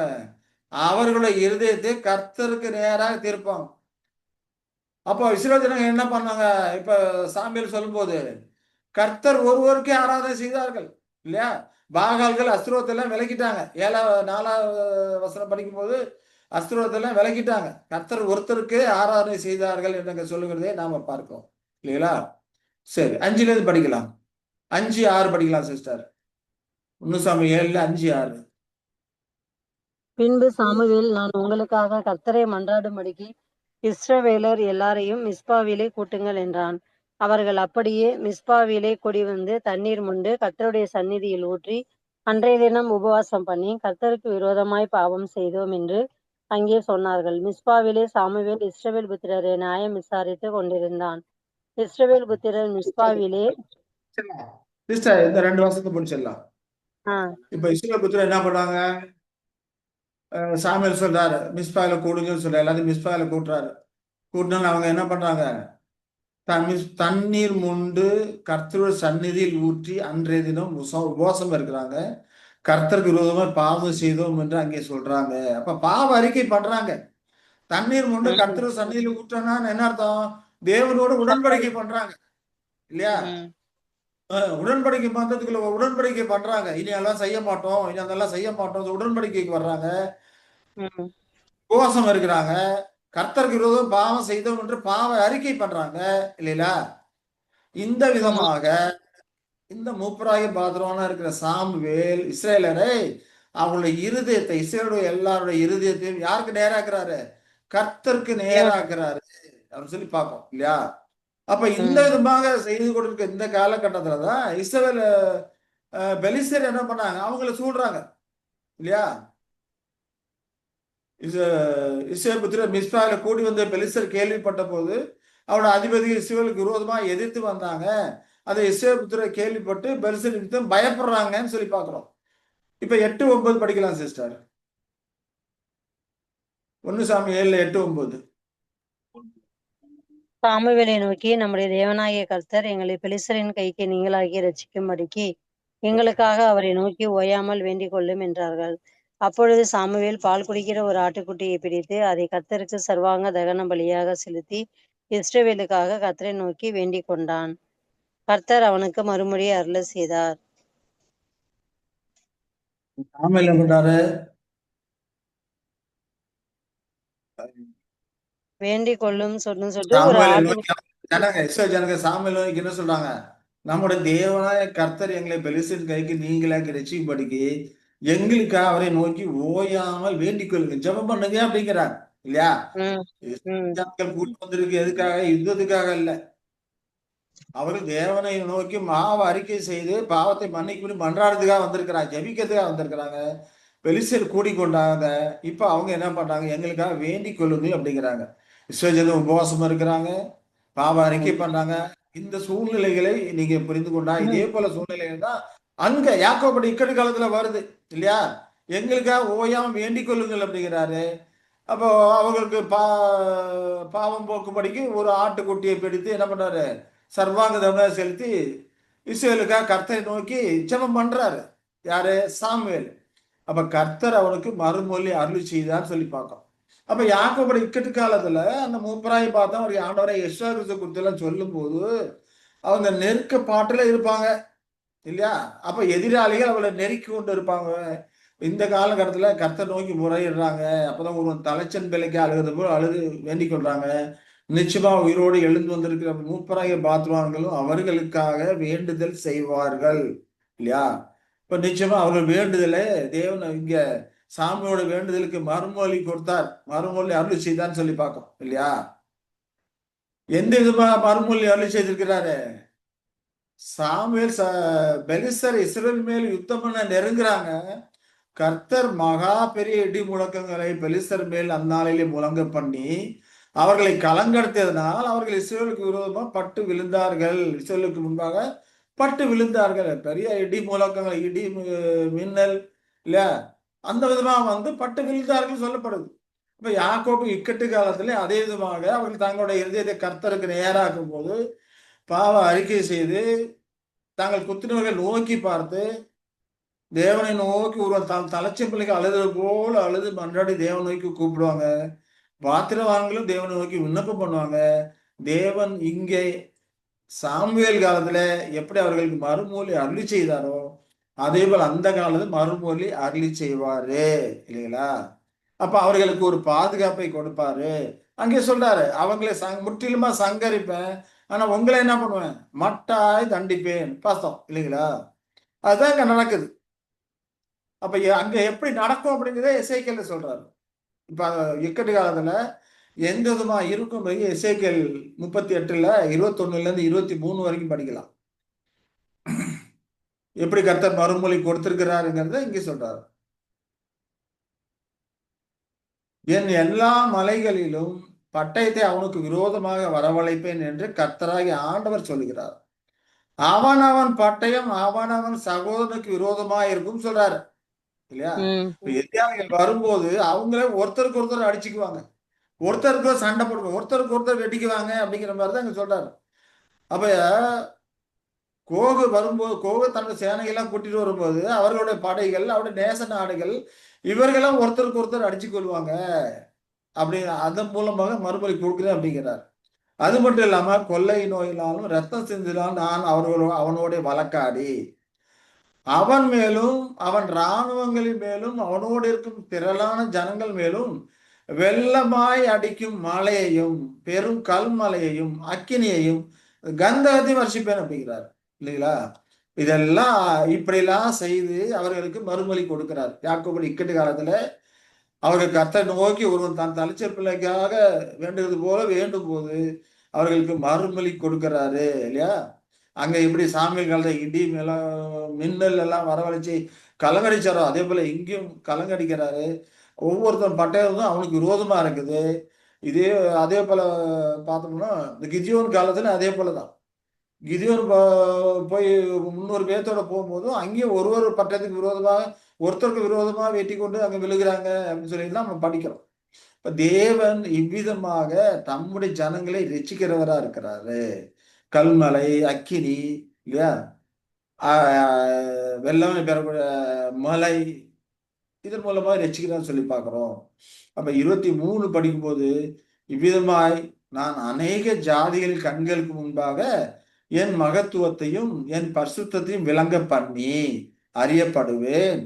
அப்பொழுது நான் கர்த்தர் என்று அறிந்து கொள்வார்கள். அப்போ அநேக ஜாதிகளுக்கு முன்பாக இந்த காரியங்கள்லாம் நடக்கும்போது அவரோட மகத்துவத்தையும் பரிசுத்தையும் விளங்கப்பட்டது இல்லையா? அநேக ஜாதிகள் அறிந்து கொள்ளுகிறாங்க தேவன் பரிசுத்தர், உன்னதமானவர், சர்வ வல்லமை உள்ளவர், இஸ்ரவேல் தேவன் தான் உண்மையான தெய்வம் அப்படிங்கிறதெல்லாம் இந்த காலகட்டத்தில் அவர்கள் அறிந்து கொள்ளக்கூடியவர்களா இருக்கிறாங்க. யாக்கோபின் இக்கட்டு காலத்துல ஆமா, யாக்கோபின் இக்கட்டு காலத்துல தேவன் அவர்களை பாதுகாத்து மற்ற அவர்களுக்கு விரோதமா வந்த சத்துருக்களை அழிக்கும் போது உலக மக்களும் அநேக ஜாதிகள் கண்களுக்கு முன்பாக என் மகத்துவத்தை பரிசுத்தை விளங்கப்படுறேன் அப்படிங்கிறார். இந்த எதன் மூலமாக? வெள்ளமே அடிக்கும் மழை, பெரும் கல்மழை, அக்கினி, கந்தகம், ஒருத்தருக்கு வெட்டிட்டு விழுவது, இதெல்லாம் அவருடைய மகத்துவத்தை, பரிசுத்தத்தை விளங்க பண்ணக்கூடியதாக இருக்குது. இந்த விதமாக அவர்கள் அறிந்து கொள்வார்கள். அப்பொழுது நான் கர்த்தர் என்று எல்லாருமே அறிந்து கொள்வார்கள் என்று அங்க சொல்லுகிறதை நாம் பார்க்கோம் இல்லையா? அதுக்கப்புறம் தான் இந்த யுத்தம்லாம் நடந்து முடிஞ்சதுக்கு அப்புறம் தான் என்ன நடக்கும் அப்படிங்கிற.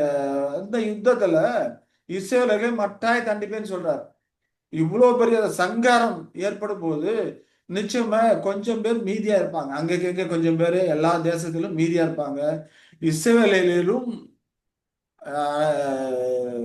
மட்டாய் தண்டிப்பேன் அப்படிங்கிறப்போ இஸ்ரவேலர்களும் அங்கே வந்து ஒரு சிலர் மறித்திருப்பாங்க, இல்ல அநேகர் வந்து காட்கப்படக்கூடியவர்களாக அவங்க இருப்பாங்க அப்படின்னு சொல்லி நம்ம பார்க்கிறோம். அப்ப காக்கப்படக்கூடியவர்கள், பாதுகாப்பா இருக்கக்கூடியவர்கள் எப்படிப்பட்ட நபர்கள் பாதுகாப்பா இருக்கிறாங்க? அப்படிப்பட்ட பயங்கரமான ஒரு காலத்துல பாதுகாப்பு இருக்கக்கூடிய ஆட்கள் யாருன்னு பார்த்தோம்னா செப்பனியா 2:3 சொல்றாரு. தேசத்தில் உள்ள எல்லா சிறுமையானவர்களே, கர்த்தருடைய கர்த்தருடைய நியாயத்தை நியாயத்தை நடப்பிக்கிறவர்களே. நடப்பிக்கிறவர்களே, அவரை தேடுங்கள், நீதியை தேடுங்கள், மனத்தாழ்மையை தேடுங்கள். அப்பொழுது ஒருவேளை கர்த்தருடைய கோபத்தின் நாளிலே மறைக்கப்படுவீர்கள். இஸ்ரவேல் சிறுமையானவர்கள், பட்டணத்தில் போதும் போதும் போதும் போதும். செப்பனியா 2:3 மட்டும்தான். சிறுமையானவர்கள் யார் யார் சிறுமைப்படுத்தப்பட்டவர்களாக இருக்கிறார்களோ, யார் யார் கர்த்தருடைய நியாயத்தை நடப்பிக்கிறவர்களா இருக்கிறார்களோ, யார் கர்த்தரை தேடக்கூடியவர்களா இருக்கிறாங்களோ, யார் நீதியை தேடக்கூடியவர்களா இருக்கிறாங்களோ, மனத்தாழ்மையுள்ளவர்களா இருக்கிறாங்களோ, இந்த கேரக்டர்லாம் யார் அவங்களால கர்த்தருடைய கோபத்தினாலே அவர்கள் மறைக்கப்படுவீர்கள். கோபத்தினாலே மறைக்கப்படுவீர்கள். இதை செய்யுங்க அப்படிங்கிறார். இஸ்ரவேல் ஜனங்கள் தங்கள் மனம் மாறி இந்த விதமாக இருப்பாங்க. அவர்களை தேவன் பாதுகாக்கிறார். இந்த விதமாக இல்லாதவர்களை அழித்து போடுகிறார் இல்லைங்களா? இஸ்ரவேல் ஜனங்கள் மட்டுமல்ல, எல்லா தேசத்திலும் இப்படிப்பட்ட குணப்பண்புகள் இல்லையா? சிறுமைப்படுத்தப்பட்டவர்களாக, கர்த்தர் நியாயத்தை நடப்பிக்கிறவர்களாக, நீதி தேடக்கூடியவர்களாக, மனத்தாழ்மையுள்ளவர்கள் யார் யார் இருக்கிறாங்களோ அவங்களாம் மீந்து இருப்பாங்க அந்த கோபத்தினாலே அப்படின்னு சொல்லி பார்க்கும் இல்லையா? அப்ப அந்த சூழ்நிலைகளை குறித்து எஸ்ஐக்கள் 39:9-23 வரைக்கும் உள்ள வசனங்கள்ல அவர் சொல்றாரு. நீங்க அப்புறம் வீட்டுல படிச்சு பாருங்க. ஒரு சில காரியங்கள் மட்டும் நம்ம இதுல பண்ணலாம். வீட்டுல படிச்சு பார்த்தீங்கன்னா தெரியும். அந்த சூழ்நிலைகள்ல தேசத்தை சுத்திகரிக்கிறதுக்கு இஸ்ரவேல் ஜனங்கள் ஆரம்பிக்கிறாங்க. அந்த யுத்தம் முடிஞ்சதுக்கு அப்புறம் யாக்கோபு வெட்டுக்காலம் வருது. அந்த யுத்தம் முடிஞ்சதுக்கு அப்புறம் தேசம் எப்படி இருக்கும், அதை எப்படி சுத்திகரிப்பாங்க அப்படிங்கிற காரியங்கள்லாம் சொல்றாரு. இஸ்ரவேல் எஸ்ஐக்கள் 39:9-23 வரைக்கும் காரியங்களை சொல்றாரு. இஸ்ரவேல் பட்டணங்களின் குடிகள் வெளியே போய் கேடகங்களையும் பரிசைகளையும் வில்லுகளையும் அம்புகளையும் வலைதடிகளையும் ஈட்டிகளும் ஆகிய ஆயுதங்களை எடுத்து எரிப்பார்கள். 7 வருஷம் அவைகளை எடுத்து எரிப்பார்கள் அப்படிங்கிற. அப்ப அவர்களுக்கு விரோதமா அந்த ஆயுதங்களை நிக்கிரகம் இல்லாம பண்றதுக்கு 7 வருஷம் ஆகும் அப்படிங்கிறார். அப்படி சுத்திகரிப்பு நடக்கும் இல்லையா? அது மட்டும் இல்லாம அவர்கள் வெளியிலிருந்து விறகு கொண்டு வராமல் காடுகளை வெட்டாமலும் ஆயுதங்களை எரிப்பாங்க. விறகு கொண்டு வர மாட்டாங்க, காடுகளை விறகு வெட்ட மாட்டாங்க, ஆனா ஆயுதங்களை எடுத்து எரிப்பார்கள் அப்படிங்கிறப்போ அந்த நியூ இப்ப கரண்ட் தயார் பண்றதுக்காக அணுவை பயன்படுத்துறோம் இல்லையா? அது போல ஒருவேளை அணுவை பயன்படுத்தி அவர்கள் செய்யலாம். இல்ல, இது ஒரு யூகம் தான். ஆனா வேத வசனம் விறகு இல்லாம, காடுகளை விறகு வெட்டாம அதெல்லாம் எரிச்சு போட்டுருவாங்க அப்படிங்கிறாரு. அதே போல அது மட்டும் இல்லாம பிணத்தை எரிக்கிற காரியம் சொல்றார். எசேக்கியேல் 39:11 பார்க்கும்போது, இஸ்ரேல் தேசத்திலே சமுத்திரத்துக்கு கிழக்கே பிரயாணக்காரன் பள்ளத்தாக்கை புதைக்கிற ஸ்தானமாக கோவுக்கு கொடுப்பேன் அப்படிங்கிறார். அங்கே ஒரு பள்ளத்தாக்க அவர்களுக்கு விரோதமாக வந்த சத்துருக்களுடைய பிணத்தை புதைக்கிற ஒரு ஸ்தானமாக ஆக்குறேன் அப்படிங்கிறார் இல்லையா? அது வழிபோக்கர் மூக்கை பொத்தி கொண்டு போக பண்ணும். அங்கே கோகையும் அவனுடைய எல்லா சேனையையும் புதைத்து அதை ஆமோன் கோகின் பள்ளத்தாக்கு என்பார்கள் இல்லையா? இதெல்லாம் யார் செய்வாங்க? இஸ்ரவேல் தேசத்தார். எசேக்கியேல் 39:12 சொல்றாரு, இஸ்ரவேல் வம்சத்தார் தேசத்தை சுத்தம் பண்ணும்படி அவர்களை புதைத்து தீர 7 மாசம் சொல்லும் அப்படிங்கிறார். ஆயுதத்தை எடுத்து இல்லாம பண்றதுக்கு அது 7 வருஷம். வருஷம் ஆகும். அதுல கிடக்கிற பணத்தை எடுத்து எரிக்கிறதுக்கு 7 மாசம் ஆகும் அப்படிங்கிறாரு. அப்ப தேசத்தின் ஜனங்கள் எல்லாரும் புதைத்து கொண்டிருப்பார்கள். இவங்க மட்டும் இல்ல, மற்ற தேசங்களில் இருக்கிறவங்களும் எல்லாரும் புதைத்து ம். கொண்டிருப்பாங்க. நான் மகிமைப்படும்படி அந்நாளிலே அது அவர்களுக்கு கீர்த்தியாக இருக்கும். இந்த காரியங்கள்லாம் மீந்திருக்கிறவர்கள் இல்ல, அங்கே கொஞ்சம் பேர் மீந்திருப்பாங்க இல்லையா? சிறுமையானவர்கள், மனத்தாழ்மையானவர்கள், நீதியை தேடுவர்கள் இல்லையா? அவர்கள்லாம்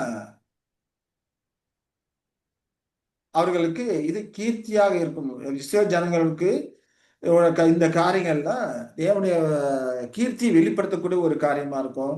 இஸ்ரவேல் தேவன் தான் மெய்யான தேவன் அப்படின்னு சொல்லி இஸ்ரவேலர்களுக்கு ஒரு கீர்த்தியாக, ஒரு புகழ்ச்சியாக, மகிமையாக அது இருக்கும் அப்படிங்கிறது நம்ம பார்க்கிறோம். அதே போல தேசத்தை சுற்றம் பண்ணுவதற்கு, மற்ற பிற புதைக்கிறதுக்கு அதுக்கெல்லாம் ஆட்களை எழுப்புவாங்க. 7 மாதம் முடிந்த பின்னும் தேடிக்கொண்டு இருப்பார்கள் அப்படிங்கிற காரியங்களை இங்கே சொல்றது நம்ம பார்க்கிறோம். அதை நீங்க வீட்டுல படிச்சு பாருங்க இல்லைங்களா? அதே போல எசேக்கியேல் 39:21 என்ன சொல்றான்னு பார்த்தோம்னா, இவ்விதமாய் என் மகிமையை நான் புரஜாதிகளுக்குள்ளே விளங்க பண்ணுவேன். நான் செய்த என் நியாயத்தையும் அவர்கள் மேல் நான் வைத்த என் கையையும் எல்லா ஜாதிகளும் காண்பார்கள். இப்ப தேவன் நீதியை சரி கட்டக்கூடிய அந்த காரியங்கள் எல்லாத்துமே எல்லா ஜாதிகளும் காண்பார்கள்.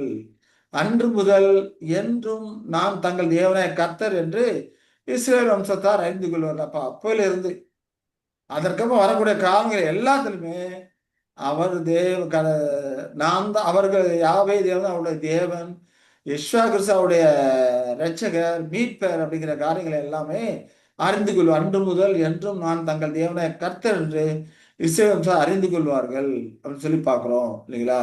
அது மட்டும் இல்லாம 23 சொல்லும்போது, இஸ்ரவேல் வம்சத்தார் தங்கள் அக்கிரமத்தின் நிமித்தமே சிறைப்பட்டு போனாங்க என்று அப்பொழுது புறஜாதிகள் அறிந்து கொள்வார்கள். இஸ்ரவேல் வம்சத்துக்கு வந்த இந்த உபத்திரவம் கேடு எதனால வந்ததுன்னா, அவர்கள் அக்கிரமத்தின் நிமித்தம் சிறைப்பட்டு போனாங்க. எவ்வளவு உபத்திரம் அவங்களுக்கு வந்தது அப்படிங்கிறதெல்லாம் மற்ற புறஜாதி தேசங்களும் இந்த காரியங்கள் எல்லாம் அறிந்து கொள்வார்கள். அப்ப அவர்கள் எனக்கு விரோதமா துரோகம் பண்ணினபடியால் என் முகத்தை நான் அவர்களுக்கு மறைத்து அவர்கள் சத்துருக்கள் கையில் அவர்களை ஒப்பு கொடுத்தேன். அவர்கள் அனைவரும் பட்டயத்தால் விழுந்தார்கள். அப்ப இஸ்ரவேல் ஜனங்களுக்கு வந்த உபத்திரம் அவருடைய துரோகத்தின் நிமித்தம், தேவனுக்கு விரோதமாக செய்த பாவத்தின் நிமித்தம் வந்த காரியங்கள் என்பதை எல்லா உலக ஜாதிகளும் அறிந்து கொள்வார்கள் என்று சொல்லுகிறதை பார்க்கிறோம் இல்லைங்களா? சரி, இப்ப இந்த காலகட்டத்துல தான் அவர்கள் எல்லா தேசமும் தேவனுடைய ராஜ்யமானது அங்கே ஸ்தாபிதமாகுது. பூமியிலே தேவனுடைய ராஜ்யம் ஸ்தாபிதமாகுது. இப்ப இயேசு கிறிஸ்து அறிந்து கொண்டார்கள், இரட்சகராய் ஏற்றுக்கொண்டார்கள். ஒரு தலைச்சர் பிள்ளைகள் அல்லது புலம்பெயர்க்கிறாங்க.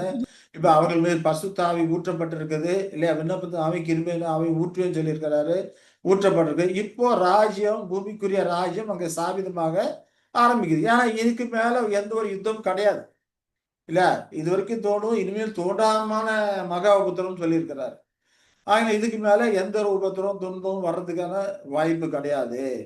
அப்போ அதுதான் எசாயா 2ல சொல்ற, 2ல 4 வரைக்கும் படிக்கும்போது இதை படிக்கலாம். எசாயா 2 முதல் 4 வரைக்கும்.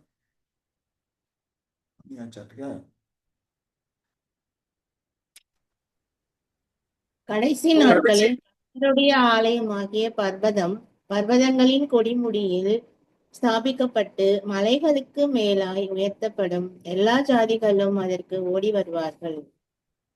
திரளான ஜனங்கள் புறப்பட்டு வந்து, நாம் கர்த்தரின் பர்வதத்துக்கும் யாக்கோப்பின் தேவனுடைய ஆலயத்துக்கும் போவோம் வாருங்கள். அவர் தமது வழிகளை நமக்கு போதிப்பார், நாம் அவர் பாதைகளில் நடப்போம் என்பார்கள். ஏனெனில் சீயோனிலிருந்து வேதமும் எருசலேமிலிருந்து கர்த்தரின் வசனமும் வெளிப்படும். அவர் ஜாதிகளுக்குள் நியாயம் தீர்த்து திரளான ஜாதிகளை கடிந்து கொள்வார். அப்பொழுது அவர்கள் தங்கள் பட்டயங்களை மண்வெட்டிகளாகவும் தங்கள் ஈட்டிகளை அரிவாள்களாகவும் அடிப்பார்கள். ஜாதிக்கு விரோதமாய் ஜாதி பட்டயம் எடுப்பதில்லை, இனி அவர்கள் யுத்தத்தை கற்பதும் இல்லை. கர்த்தருடைய இந்த யுத்தத்துக்கு அப்புறம், இந்த காரியங்களுக்கு அப்புறம் கர்த்தருடைய ஆலயமாகிய பர்வதங்கள் கொடுமுடியிலே ஸ்தாபிக்கப்பட்டு, கர்த்தருடைய ஆலயமாகிய பர்வதம்ங்கிறது யாரை குறிக்குது? கிறிஸ்துவர். அவர்கள் தான் கர்த்தருடைய ஆலயம். பிரதர் ஒரு நிமிஷம். பிரதர் சொல்லுங்க. இதுக்கு மேல ஒரு வசனம் இப்ப அது மேல இருக்குல்ல, இந்த பட்டயத்தால் விழுந்தார்கள். இப்போ இது வந்து அந்த நேரத்துல அப்ப இஸ்ரவேல்காரங்களும் அந்த நேரத்துல மடிவாங்கன்னு அர்த்தம் எடுத்துக்கலாமா? எதை சொல்றீங்க? இதுக்கு இப்ப இந்த மேல் வசனம் இருக்கு இல்லையா, ஏசாயாக்கு மேல ஒரு வசனம், அவர்கள் அனைவரும் பட்டயத்தால் விழுந்தார்கள் அப்படின்னு சொல்லி. ஏசாயா 2:1 எசேக்கியேல் 39 இப்ப 23 காமிச்சிங்க இல்லையா, அந்த வசனம். ஆஹ் 23 இந்த வசனம். அவர்கள் எனக்கு விரோதமாக துரோகம் பண்ண முடியாது, முகத்தை அவர்கள் மறைத்தேன், சத்துரு கையில் இங்கே இஸ்ரவேல் ஜனங்களை தான் சொல்றாரு. இங்க சொல்றது முழுக்க முழுக்க இஸ்ரவேலர். எங்க சொல்றாரு? இஸ்ரவேல் வம்சத்தார் தங்கள் அக்கிரமத்தின் நிமித்தம் தான் சிறைப்பட்டு போனாங்க. அப்பொழுது புறஜாதிகள் அப்படிங்கிறது புறஜாதிகள் அறிந்து கொள்வாங்க. அவர்கள் அப்படிங்கிறது யாரை குறிக்கிறது? இஸ்ரவேல் வம்சத்தார் தான் இல்லையா, இஸ்ரவேலர் தான். அப்ப இஸ்ரவேலர் எனக்கு விரோதமாய் துரோகம் பண்ணினபடியால் என் முகத்தை நான் அவர்களுக்கு மறைத்து அவர்கள் சத்துரு கையில் அவர்களை ஒப்பு கொடுத்தேன், அவர்கள் அனைவரும் பட்டயத்தால் விழுந்தார்கள். இது யாக்கோபுடைய முதலாவது இக்கட்டு காலம். தேசத்துல சிதறிக்கப்பட்டாங்க இல்லையா, சிதறிக்கப்பட்ட அந்த காலகட்டத்திலே அநேகர் பட்டயத்தால விழுந்தாங்க இல்லையா. ஹிட்லர் வேட்டையாடினார் இல்லையா, ஹிட்லர் முசோலினி வேட்டையாடினாங்க இல்லையா ஜாதிய. அந்த காரியத்தை குறிக்குது. இப்படிலாம் போனதுக்கு காரணம் அவர்கள் செய்த பாவம் தான் அப்படின்னு சொல்லி புறஜாதிகள் அறிந்து கொள்வார்கள் அப்படிங்கிறத இந்த வசனம் சொல்றது. சரிங்களா? யாக்கோபுடைய அந்த முதலாவது இக்கட்டு காலத்தை குறித்து அங்க சொல்றாரு. இப்படி போனதுனாலதான் அவர்கள் இப்படி ஆயிட்டாங்க. இப்ப அவர்களை கூட்டி சேர்த்துட்டு மறுபடியும் அவர்களை நாட்டி இருக்கிறாரு அப்படிங்கிற புறஜாதிகள் அறிந்து கொள்வார்கள். அவர்கள் அனைவரும் பட்டயத்தால் விழுந்தார்கள் அப்படிங்கிறப்போ இஸ்ரவேல் வம்சத்தார் இதை குறித்து தான் இங்க சொல்லுது. முதலாம் இக்கட்டு காலத்துல புறஜாதிகளுக்கு சிதறடிக்கப்பட்ட காலங்கள்ல இந்த விதமாக நடந்தது அப்படிங்கிறத இங்க நடக்கும் அப்படிங்கிற தீர்க்க தரிசனமாக சொல்றாரு. சரிங்களா? அப்ப மேல இருக்கிறது நடந்து முடிஞ்சது, இது நடக்க போறது, கீழே இருக்கிறது நடந்து முடிஞ்சது, அப்படி எடுத்துக்கலாமா? புரியல உங்களுக்கு. இப்ப இந்த காரியங்கள்லாம் இஸ்ரவேல் ஜனங்கள் முதலாவது இக்கட்டு, இஸ்ரவேலருக்கு முதலாவது இக்கட்டு காலம் எது, எப்பயில இருந்து? அந்த 70 வருஷம் சிறைப்பட்டு போனாங்களா, அது என்ன? 70 வருஷமா? கிபி 69 70 சிறடிக்கப்பட்டாங்கல்ல இயேசு கிறிஸ்து காலத்துக்கு அப்புறம். ஆமா. அதுல இருந்து வர்றதுதான் இல்லைங்களா. அப்ப முதலாம் யுத்தம், இரண்டாம் யுத்தத்துல அவர்கள் அநேகர் விழுந்து போனாங்களே. ஹிட்லர் 60 லட்சம் யூதர்களை கொண்டு குவிச்சாரு இல்லையா, அதெல்லாம் பட்டயத்தில் விழுந்தவங்க தானே. ஆமா. அந்த காலகட்டத்தை இது குறிக்குது. சரிங்களா? அதனால இத இரண்டாவது இக்கட்டுக்கு கொண்டு போக கூடாது. புறஜாதி மக்கள் இந்த விதமாக அவர்கள் சிதறடிக்கப்பட்டு கஷ்டப்பட்டாங்களே, அதற்கெல்லாம் காரணம் இஸ்ரவேலர்கள் செய்த பாவம் தான் அப்படிங்கிறத புரிந்து கொள்வாங்க. எப்ப புரிந்து கொள்வாங்க? யாக்கோபுடைய இரண்டாவது இக்கட்டு காலத்துல புரிந்து கொள்வாங்க அப்படிங்கறத தீர்க்கதரிசி இங்க சொல்றாரு. Okay sister? Okay okay brother. சரி. இப்ப இதெல்லாம் புரிஞ்சுக்கொண்டா, இதெல்லாம் முடிஞ்சதுக்கு அப்புறம் தான் கர்த்தர் கடைசி நாட்கள் கர்த்தரோட ஆலயமாகிய பர்வதம் கொடுமுடியிலே ஸ்தாபிக்கப்பட்டு மலைகளுக்கு மேல உயர்த்தப்படுகிறப்போ கிறிஸ்துவ மனவாட்டி வகுப்பாரும் காணக்கூடாத ஆட்சியாளர் இருந்து ஆட்சி பண்றாங்க. எனக்கு அந்த ராஜ்யம் எல்லா பர்வதங்களுக்கு மேல உயர்த்தப்படும் சொல்லி அங்க சொல்லுகிறதே நம்ம கர்த்தரோட ஆலயமாகிய பர்வதம் இல்லையா. கிறிஸ்துவ மனவாட்டி வகுப்பார் ஆளக்கூடிய அந்த ராஜ்யம், பர்வதங்கிற ராஜ்யம் எல்லா ராஜ்யங்களுக்கும் மேலாக ஸ்தாபிக்கப்படும், எல்லா மலைகளுக்கு மேலாக உயர்த்தப்படும், எல்லா ஜாதிகளும் அதற்கு ஓடி வருவாங்க இல்லையா. அப்ப திரளா ஜனங்கள் புறப்பட்டு வர்றாங்க. நாம் கர்த்தருடைய பர்வதத்துக்கும் யாக்கோபின் ஆலயத்துக்கும் போவோம், வாருங்கள், அவர் தமது வழிகளை நமக்கு போதிப்பார், நாம் அவர் பாதைகள் நடப்போம் என்பார்கள். ஏனெனில் சியோனிலிருந்து வேதமும் எருசலேமிலிருந்து கர்த்தருடைய வசனமும் வெளிப்படும் என்று அங்க சொல்லுகிறதை நாம பார்க்கிறோம் இல்லைங்களா. அப்ப திரளான ஜனங்கள் புறப்பட்டு அங்க வரணும்னா அவர்களுக்கு சத்தியத்தை சொன்னாதானே புறப்பட்டு வருவாங்க. தேவன் இஸ்ரவேல் பக்கத்துல இருக்கிறாருங்கிறது தெரியும். அந்த காலகட்டத்துல தேவன் இஸ்ரவேல் பக்கம் இருக்கிறார், இஸ்ரவேல் தேவன் மையான தேவன் தெரியும். ஆனா இயேசு கிறிஸ்து நமக்காக பாடுபட்ட அந்த காரியங்களை தெரியுமா அவங்களுக்கு? அப்ப இதெல்லாம் யார் அறிவிப்பாங்க அவங்களுக்கு? அவர்களுக்கு இந்த காரியங்களை எல்லாம் அறிவிக்கும் போதுதான் அவர்கள் திறனாஞ்ச புறப்பட்டு நாம் அவருடைய ஆலயத்துக்கு போவாங்க, அவர் நம்ம வழியை நமக்கு போதிப்பார்னு சொல்லுவாங்க. அப்ப அந்த காலகட்டத்திலே உலக ஜனங்களுக்கு உலஜாதி ஆதிகளுக்கு அறிவிக்கக்கூடியவர்களாக யார் இருப்பாங்க? அந்த மாம்சீக சிறப்பிய யாக்கப்பட்ட 2வது இக்கட்டு காலத்துல பாதுகாக்கப்பட்ட அவர்கள். ஏன்னா ராஜ்யம் அங்க ஸ்தாபிதமாகுது இல்லையா? இப்ப அவர்கள் தான் அங்க சொல்லக்கூடியவர்களா இருக்கிறாங்க. அந்த காரியங்களை தான் அதுதான் எசாயா 53 அவங்க என்ன சொல்றாங்க? எங்க மூலமாய் கேள்விப்பட்டதை விசுவாசித்தவன் யார்? கர்த்தருபயம் யாருக்கு வெளிப்பட்டது இல்லையா? அவங்க செய்தி சொல்றாங்க, இவ்வளவு காரியங்கள் நடந்திருக்கு, எல்லாம் ஆண்டவராக இயேசு 2ஆம் முறைக்கு வந்திருக்கிறாரு, ஆட்சி பண்ணி கொண்டிருக்கிறாரு. நாங்க சொல்ற காரியங்கள்லாம் நாங்க கேள்விப்பட்ட காரியங்கள் மூப்பராக பாத்திரம் மூலமாக கிறிஸ்துவை குறித்து நாங்க கேள்விப்பட்ட காரியங்கள் எல்லாம் விசுவாசித்தவன் யார்? அதெல்லாம் உங்களுக்கு சொல்றோம். விசுவாசித்தவன் யார்? கர்த்தருபயம் யாருக்கு வெளிப்படும்? கர்த்தர் வல்லமையாய் வெற்றி சேர்ந்தாரு. இந்த காரியங்கள்லாம் இப்ப யாருக்கு வெளிப்பட்டது அப்படின்னு சொல்லி கேட்கிறாங்க இல்லையா? இவங்க சொல்ற சத்திய செய்தி அது. யார் யாருக்கு வெளிப்பட்டதோ, யார் யார் இந்த செய்தி அவரோட செய்தியை கேட்டு விசுவாசிக்கிறாங்களோ அவர்கள் தான் எங்க வர்றாங்க? நாம் கர்த்தரின் பர்வதத்துக்கும் யாக்கோபு தேவனுடைய ஆலயத்துக்கும் போவோம் மாறுங்கள் அப்படின்னு அவங்க தான் சொல்றாங்க.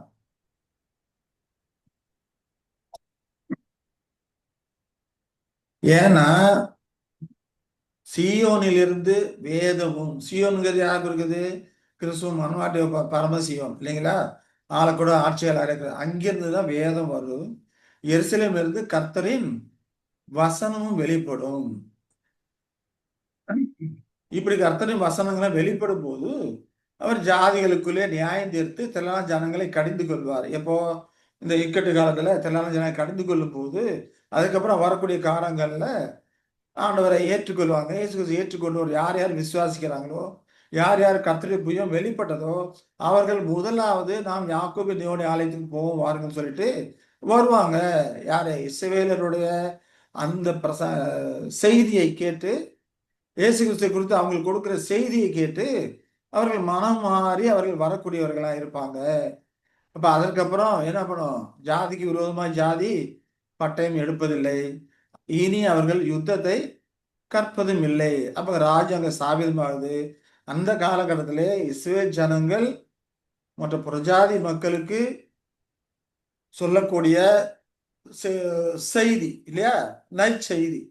அதான் இங்க 53 1 10 வரைக்கும் இருக்கக்கூடிய வசனங்கள்லாம் சொல்றாரு. எங்கள் மூலமாக கேள்விப்பட்ட விசுவாசம் யார்? கர்த்தபயம் யாருக்கு வெளிப்படும் சொல்லிட்டு என்ன சொல்றாரு? நாம் எல்லாரும் ஆடுகளை போல வழி பெற்று திரிந்து அவனவன் தன் வழியிலே போனோம். நீங்களும் ஆடு போல தெரிஞ்சீங்க, நானும் ஆடுகளை போல வழி தப்பி தெரிஞ்சு தன் வழியிலே போனோம். கர்த்தரோ நம்ம எல்லாரோட அக்கிரமத்தையும் அவர் மேல விலை பண்ணினார். யார் மேல? யெசுவாசி மேல விலை பண்ணினார் இல்லையா? அவர் நெருக்கப்பட்டார், ஒடுக்கப்பட்டிருந்தாரு, தம்முடைய வாயை திறக்கல, அடிக்கப்படும் கொண்டு போகப்படுற ஒரு ஆட்டுக்குட்டியை போல இருந்தாரு, மயிர் கத்தருக்கு முன்பா சத்தமிடாருக்கு ஆட்டை போல இருந்தாரு, வாயை திறவாது இருந்தார் இல்ல? இதெல்லாம் இஸ்ரவேல் ஜனங்கள் யார் மூலமா கேட்டிருப்பாங்க? மூப்பராகி பாத்திரவான்கள் மூலமாக அறிந்திருப்பார்கள். அவர்கள் அந்த அறிந்த செய்தியை, அந்த காரியங்களை மற்றவர்கள் எடுத்துரைக்கிறார்கள். ராஜ்யம் அங்கிருந்து சாபிதமாகும் இல்லையா? சிலையை அடித்து நொறுக்கிட்டு கல் எப்படி வருது? கல் தானோ வளர்ந்து பெரிய பர்வதமாகி பூமி எல்லாம் நிரப்பிட்டுன்னு சொல்லி படிக்கிறோம். அப்ப அது போல அந்த சத்திய செய்தி உலகம் பூரா அந்த காரியம் வரும். யார் யார் ஆண்டவரை ஏற்றுக்கொள்கிறார்களோ அவர்கள் யாக்கோபு தேவனுடைய ஆலயத்துக்கு போவோம் வாருங்கள் அப்படிங்கிறார். அப்ப அந்த காலகட்டத்தில் அவர்களோட புது உடன்படிக்கை பண்ணுவேன் அப்படிங்கிறார். முதல்ல இஸ்ரவேலோடு தான் புது உடன்படிக்கை பண்றாரு, உலக ஜனங்களோடு கிடையாது. இஸ்ரவேலோடு புது உடன்படிக்கை பண்றாரு. புது உடன்படிக்கை பிரமாணங்களுக்கு கீழ்ப்படிய ஆரம்பிக்கிறாங்க. உலகம் பூரா அவர்கள் மூலம் சத்திய செய்தி போகக்கூடியதாக இருக்கிறது. அப்ப சத்திய செய்தி போகக்கூடியதாக இருக்கும்போது யார் யார் ஏற்றுக்கொள்கிறாரோ அவர்கள் எல்லாம் அந்த உடன்படிக்கை பந்தத்துக்குள்ள வர்றாங்க.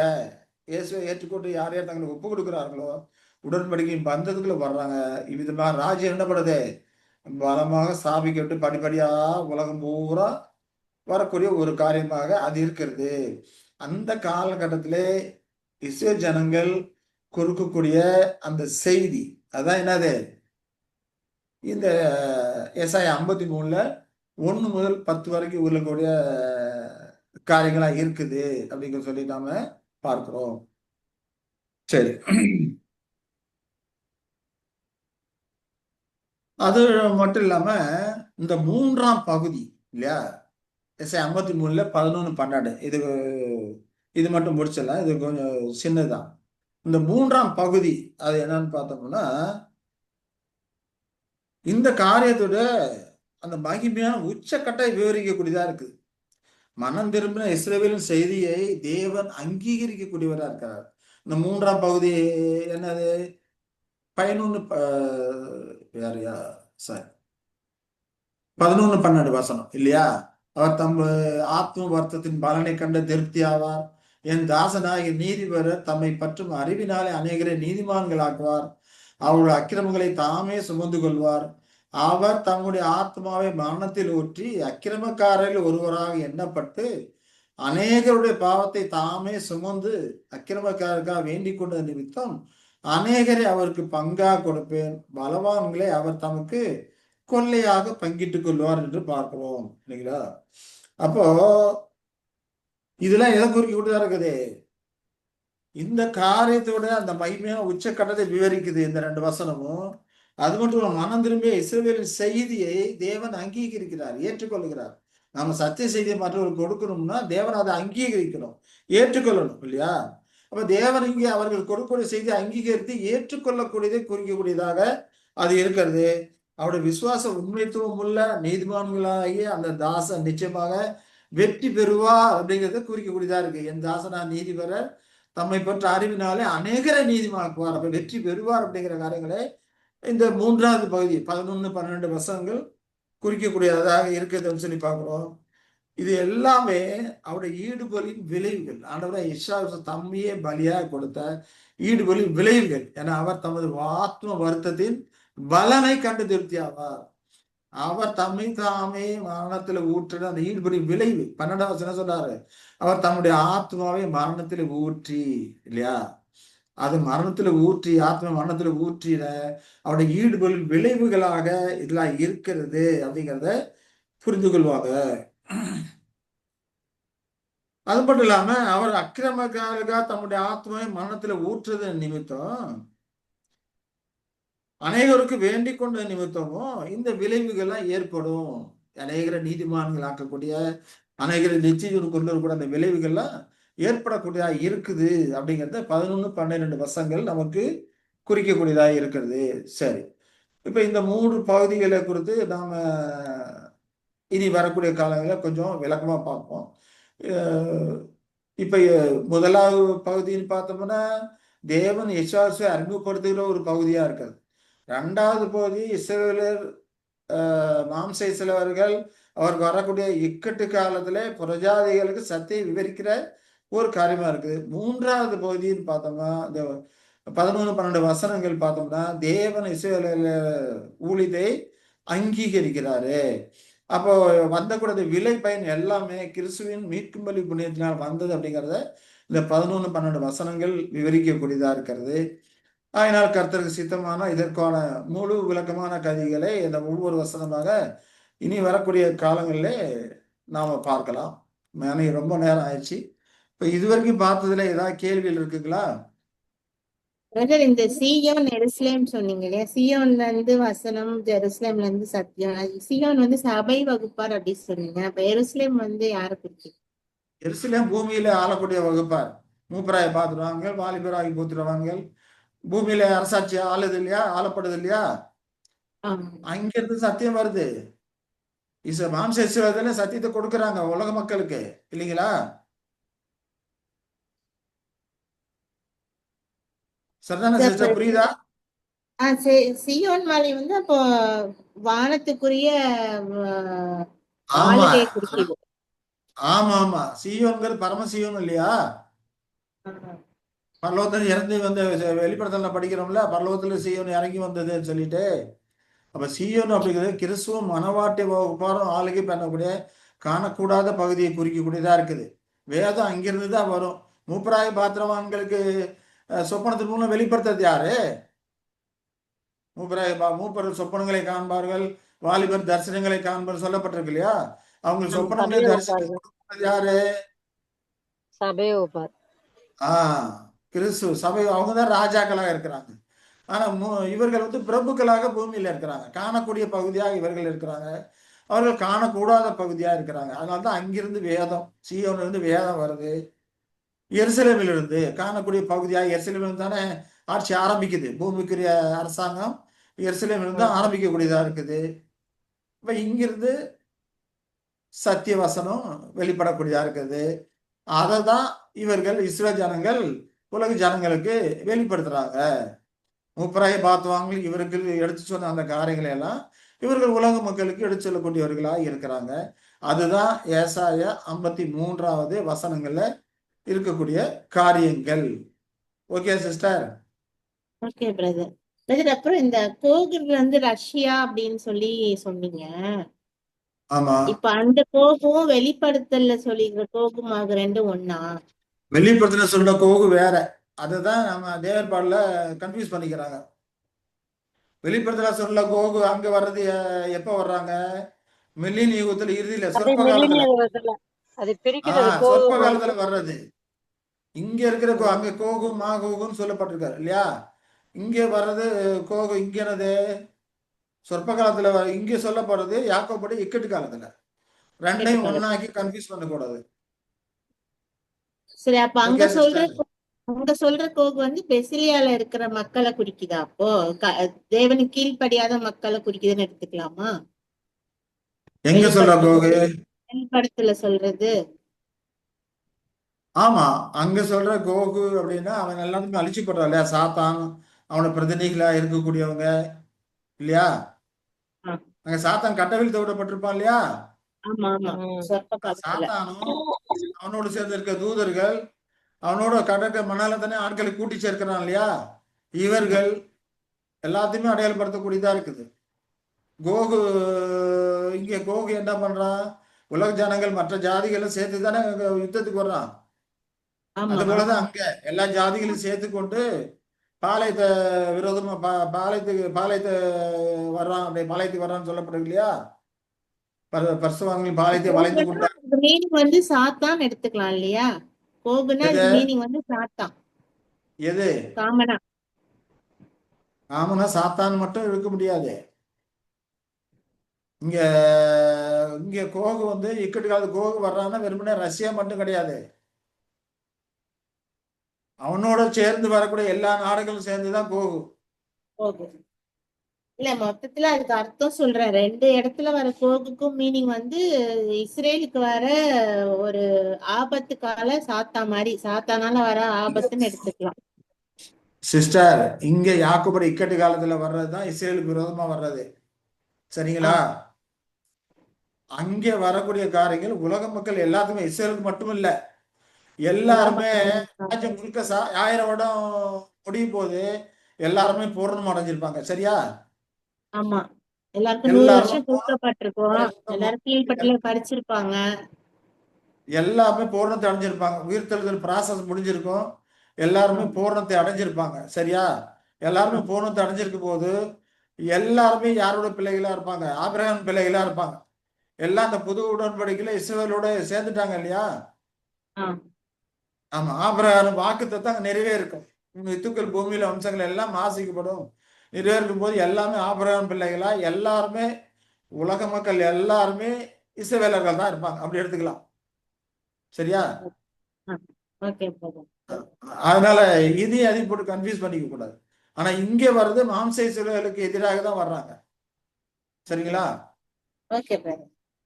சரி, வேற ஏதாவது கேள்வி இருக்குங்களா? சரி, வேற கேள்வி இல்லைன்னா அதனால கொஞ்சம் லேட்டா ஜாயின் பண்ண நெட்ல, அதனால எனக்கு ப்ராப்ளம் ஆயிடுச்சு. சரி, பரவாயில்ல. அந்த ரெக்கார்ட் பண்ணி அனுப்புறோம்ல, நீங்க கேட்டுக்கலாம். சரி, முத்துக்களால அன்பின் தேவன் தாமே நம்மை ஆசிர்வதித்து வழிநடத்துவாராக. ஆமென்.